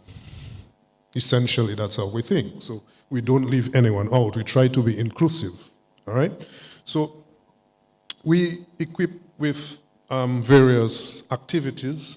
So we have one of our flagship events is what we call the Green Innovation Summit, where we try to immerse budding entrepreneurs, green entrepreneurs into the idea, the business that this does not just happen easily and overnight, and immerse persons into what it takes to go there. I hope we will have some testimonies sometime from some people who will say, I've been through this and it worked for me. It helped me. I am not saying that everything that we do is the ultimate means to creating success. That would be false. But everybody's experience and a little bit here and a little bit there is important. In addition to doing the Green Innovation Summit, we provide observation of Earth Hour to help them recognize that, yes, we live in the Earth, we use the resources, but we have a responsibility to be responsible. In addition, we provide an opportunity for persons to make money. So come October, we do our Creole in the Streets activity, where people get the opportunity to advertise, promote, market, and sell their products. And we do a mini version of that on a monthly basis outside of our offices on Great Marlborough Street, which we call the Marketplace, where persons can come in and showcase and also sell their products. This one hosts about anywhere from 6 to 10 entrepreneurs, depending on what they are, depending on if they really want to do it. And there are some regular persons who use it. Our trainings, as I indicated, are tailored to suit the situation, and we design that way. Now, there are challenges with this, and we know that there is the level of resources in this room. The occasional meeting of the minds like this is very important, and maybe what we would recommend is subsequent to that, we have some feedback as to how we can really use all of that information that just goes around. Okay? In addition to that, we also look at, while I said finance is not the ultimate, it is a very important, and how persons can access finance. I would like to give more loans, yes, but from a financial perspective, there must be some equity and a good mix of capital in any business, and that is a mix of debt and equity. And for every business, it will be different because every business is not the same. So we need to be able to have some people find some equity in terms of what they put in themselves, equity in terms of what they get from other agencies and other people, and also what they cannot find from there to finance it with loan financing or debt financing. So these are important. One of the areas maybe I would suggest right now is when we are developing the small business, what you call it, yes, policy, we ensure that we design this to reflect our Dominican situation in terms of how it empowers, one, equity financing from a private sector point of view, and in addition to that, the issues of how we deal with bankruptcies is something. Being bankrupt in Dominica is a death sentence, and it should not be, all right? Yeah, if you go and declare bankrupt, you cannot serve on certain boards. You cannot do certain things. No, bankruptcy does not mean that you're a bad person. But for now, you are not right. So this, in addition to providing these opportunities, I heard one person in the introduction indicate that they are providing a transporting and market access organization where we seek to bring things from China. I just say maybe you should look at the other end of that, and part of your growth plan would be, while you bring in, empower ourselves to be able to bring out. Terry, in her presentation, did indicate the difficulties of having our products go out. Transportation, I'm sure Mr. Robin has experienced that in the past, of getting his product out. So we need to ensure that we have reliable and cost-effective transportation of our exports. So while we import, we need to be mindful of that. So there are ways that we can collaborate. There are ways that we can all come together and ensure that it is a win-win situation for every organization within here. And before I close, let me say in our business development and trainings, we need to factor in the issues of skills transfers, the issue of skills development, the issues of innovating within the skill sets that we have, and building around the artisans and the skills resources that we have. I'm glad I come on there because I see it's cold. So thank you very much for your attention and all the best.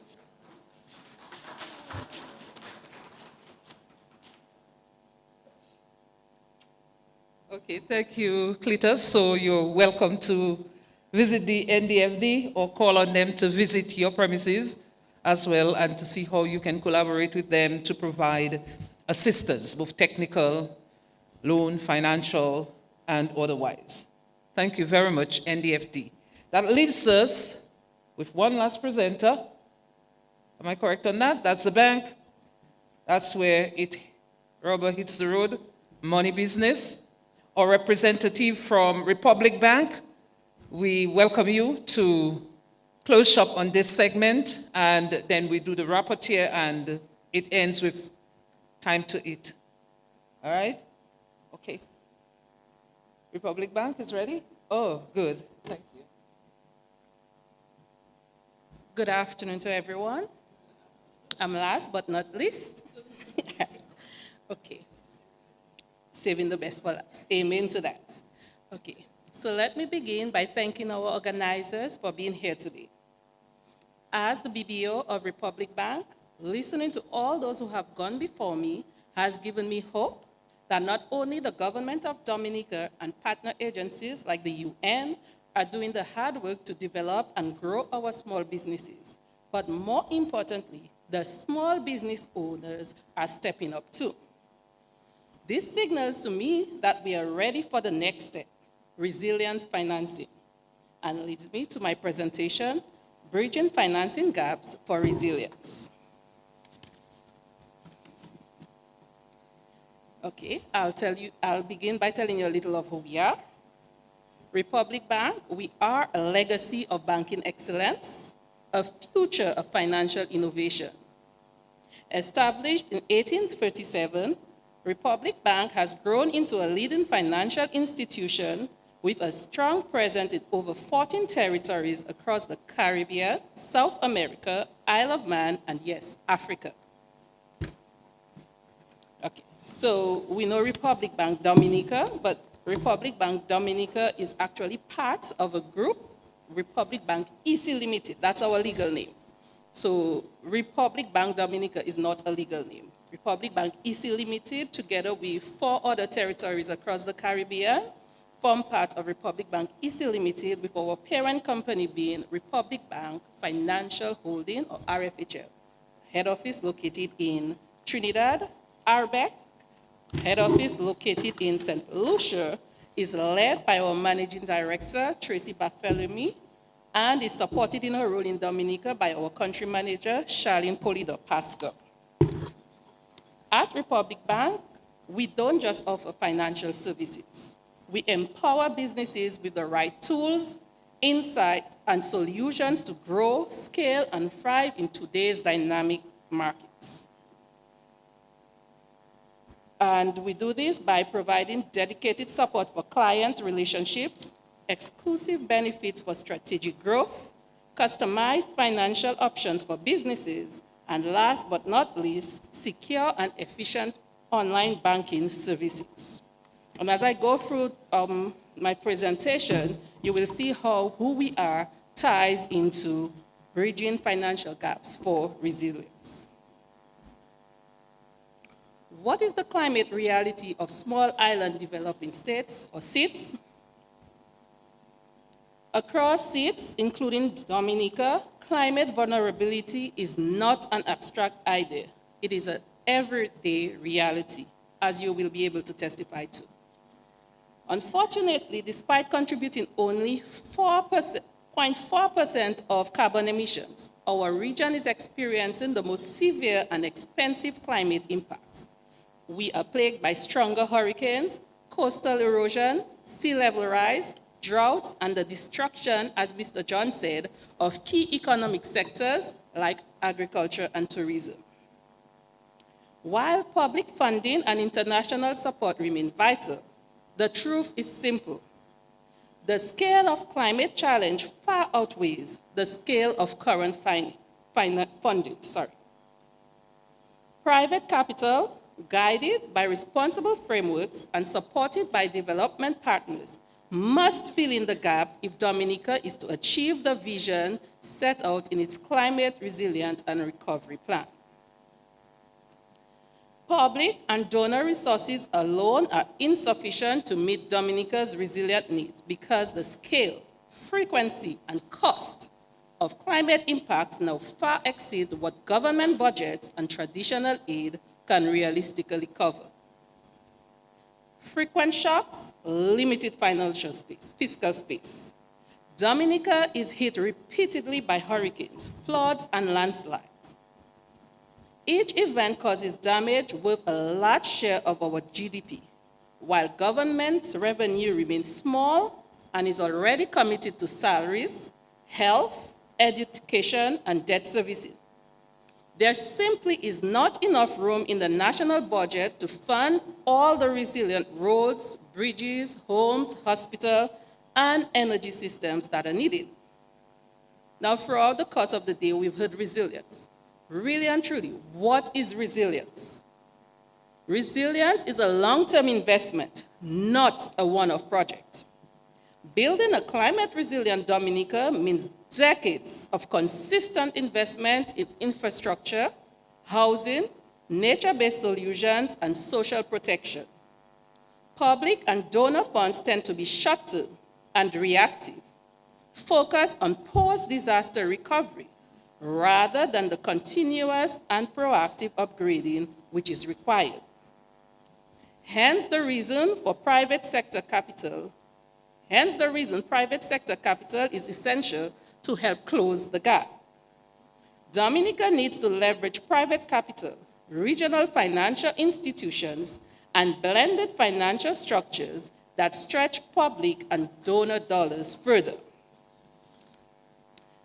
I know this sounds easy, but in everything in life, there will be challenges. And one of the challenges would be barriers limiting private finance flows to SIDS. And it is very important to acknowledge these barriers that keep private capital on the sidelines.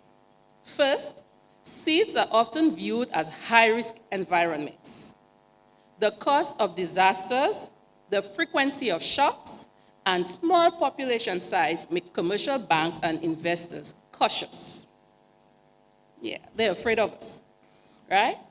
Second, many resilient projects are simply too small to attract traditional investments. Imagine a $1 billion climate fund is rarely interested in a $2 million coastal project. Unfortunately, that's the fact. Third challenge, challenges in project preparation limits the pipeline of bankable, investment-ready projects. So even when financing is technically available, the capacity to access is often lacking. Finally, many seeds face limited fiscal space and high debt burdens, which restricts government's ability to co-finance large resilience investments. Understanding these challenges is essential.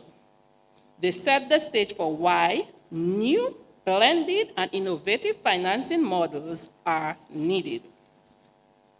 So I just spoke of the barriers, but let's not get disheartened because there are always opportunities. So we have opportunity for blended finance and innovative partnership. Right? So while the barriers are real, so too are the opportunities. Blended finance, investment partnership, and public-private collaboration can change the equation by making projects de-risk, more attractive, and more scalable.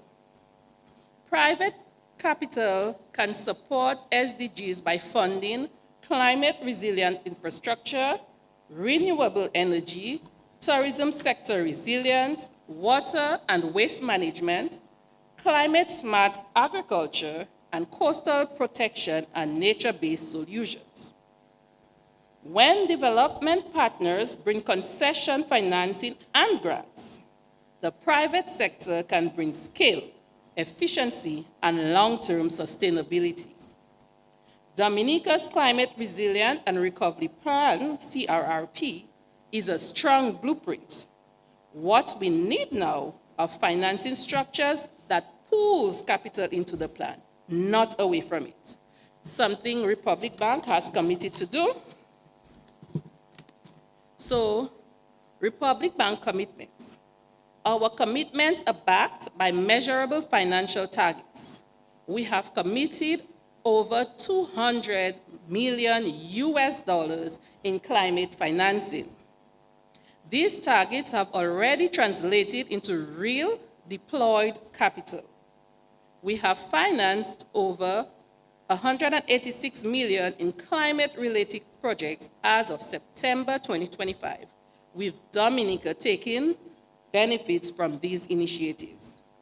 Renewable energy has been a major focus. Solar energy efficiency upgrades, EV adoption, and clean energy infrastructure, to name a few. We are also invested in water resilience, green buildings, sustainable transport, and environmental projects.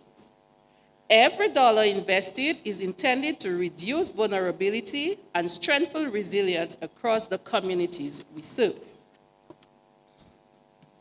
So, you would ask me, why does Republic Bank approach matter in Dominica? Right? First, we're a Caribbean bank serving Caribbean people. We understand the structural constraints of seeds face, and we design financing solutions that reflect those realities. The Republic family has a history of over 100 years of serving the Caribbean people, and we intend to have a few more hundred, right? Second, by embedding ESG criteria, or environmental, social, and governance criteria into due diligence, we ensure that financed projects support climate adaptation, economic inclusion, and disaster resilience. Third, our work with development bank partners allows us to pursue blended financing, bringing together concessional funds, guarantees, and private capital to unlock projects that otherwise wouldn't proceed. Fourth, we help build capacity through financial education, sustainability training, sector research, and partnership. And finally, by setting bold financial targets, we are signaling to the market, and that is every small business person in here, that resilient investments are viable, bankable, and urgent. And you can visit me at Republic Bank, Jody, when you're ready to, oh, she's not here, to do your solar panel. So that's it for my presentation, guys. Thank you very much. Okay, I think you are saturated by now, right? Lots of information, you're full to the brim, and you're cold, some of you. And you're cold when you get hungry. All right, so I will call on Colita to wrap up. Colita is our Change Management Officer at the Ministry of Labor, Reform Management Unit. So she's just going to give you a summary of what was discussed today, and we will make the summary notes available to all participants. Thank you.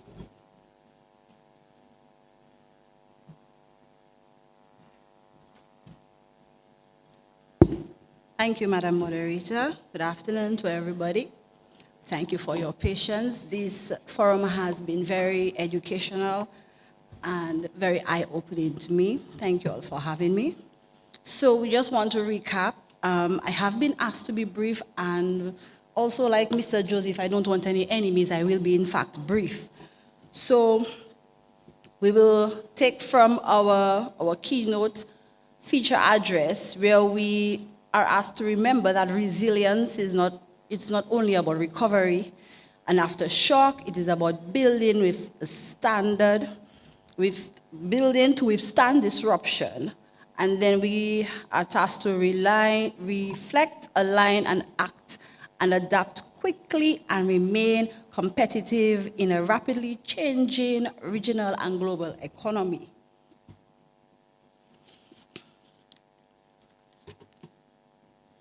We are going through our various SDGs, and we would observe that every department represented here did align with the various SDGs, the common ones: SDG 6, SDG 8, SDG 5, SDG 12, 13, 14, 16, 15, 17, and 1. So we do have a shared goal in our event. We will have key takeaways from MSMEs such as JD's Naturals, which will encourage us to purpose ourselves and to prepare for the inevitables, carrying from the natural resources around us and finding ways to make them work for us. We have from the Business and Professional Women Forum that women can be at the center of such resilience initiatives.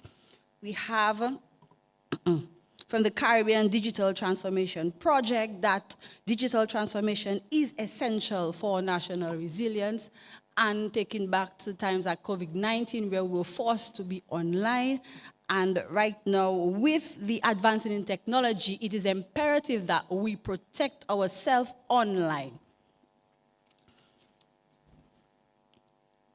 From the Bureau of Standards, we were reminded that to unlock market access, we need proper certification.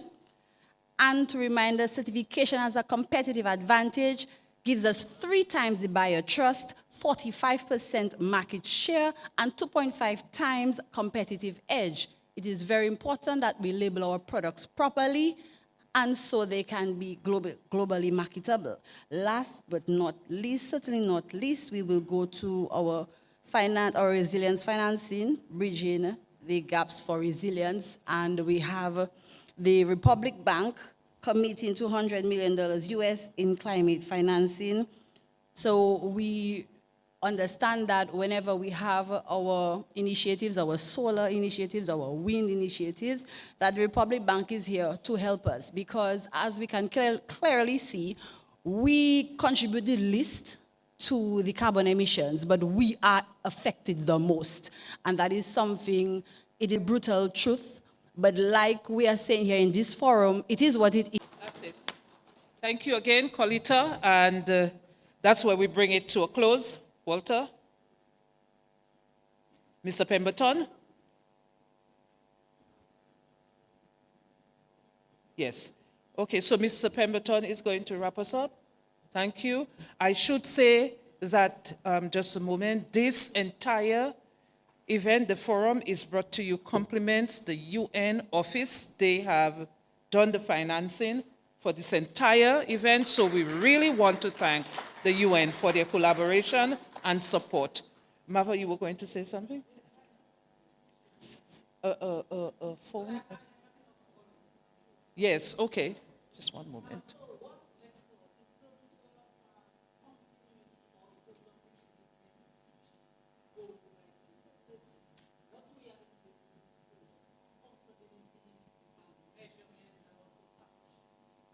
Okay, I think Malon is going to give an answer. I would want to reference also what Ms. Carr said about the survey that is going to go to you for the M&E, which will measure where we are at, and your contribution will be part of the national reporting mechanism to report to the world where we are in terms of achievement of the CRRP, which incorporates the SDGs. Malon, quickly. Yes, thank you for that question. What I will say is that the UN, we closely monitor the progress of the SDGs. Annually, we do surveys, we do reports, and the information coming out of this is going to help for us to be able to report on Dominica. So going forward, you may be asked, in a future time to fill out a survey, and we would really love for us to be able to have that information. Every year, some Dominicans do get that survey, and we're hoping that more and more persons can, and more information that we get from the ministry, which is our very close partner, it helps us to update the information.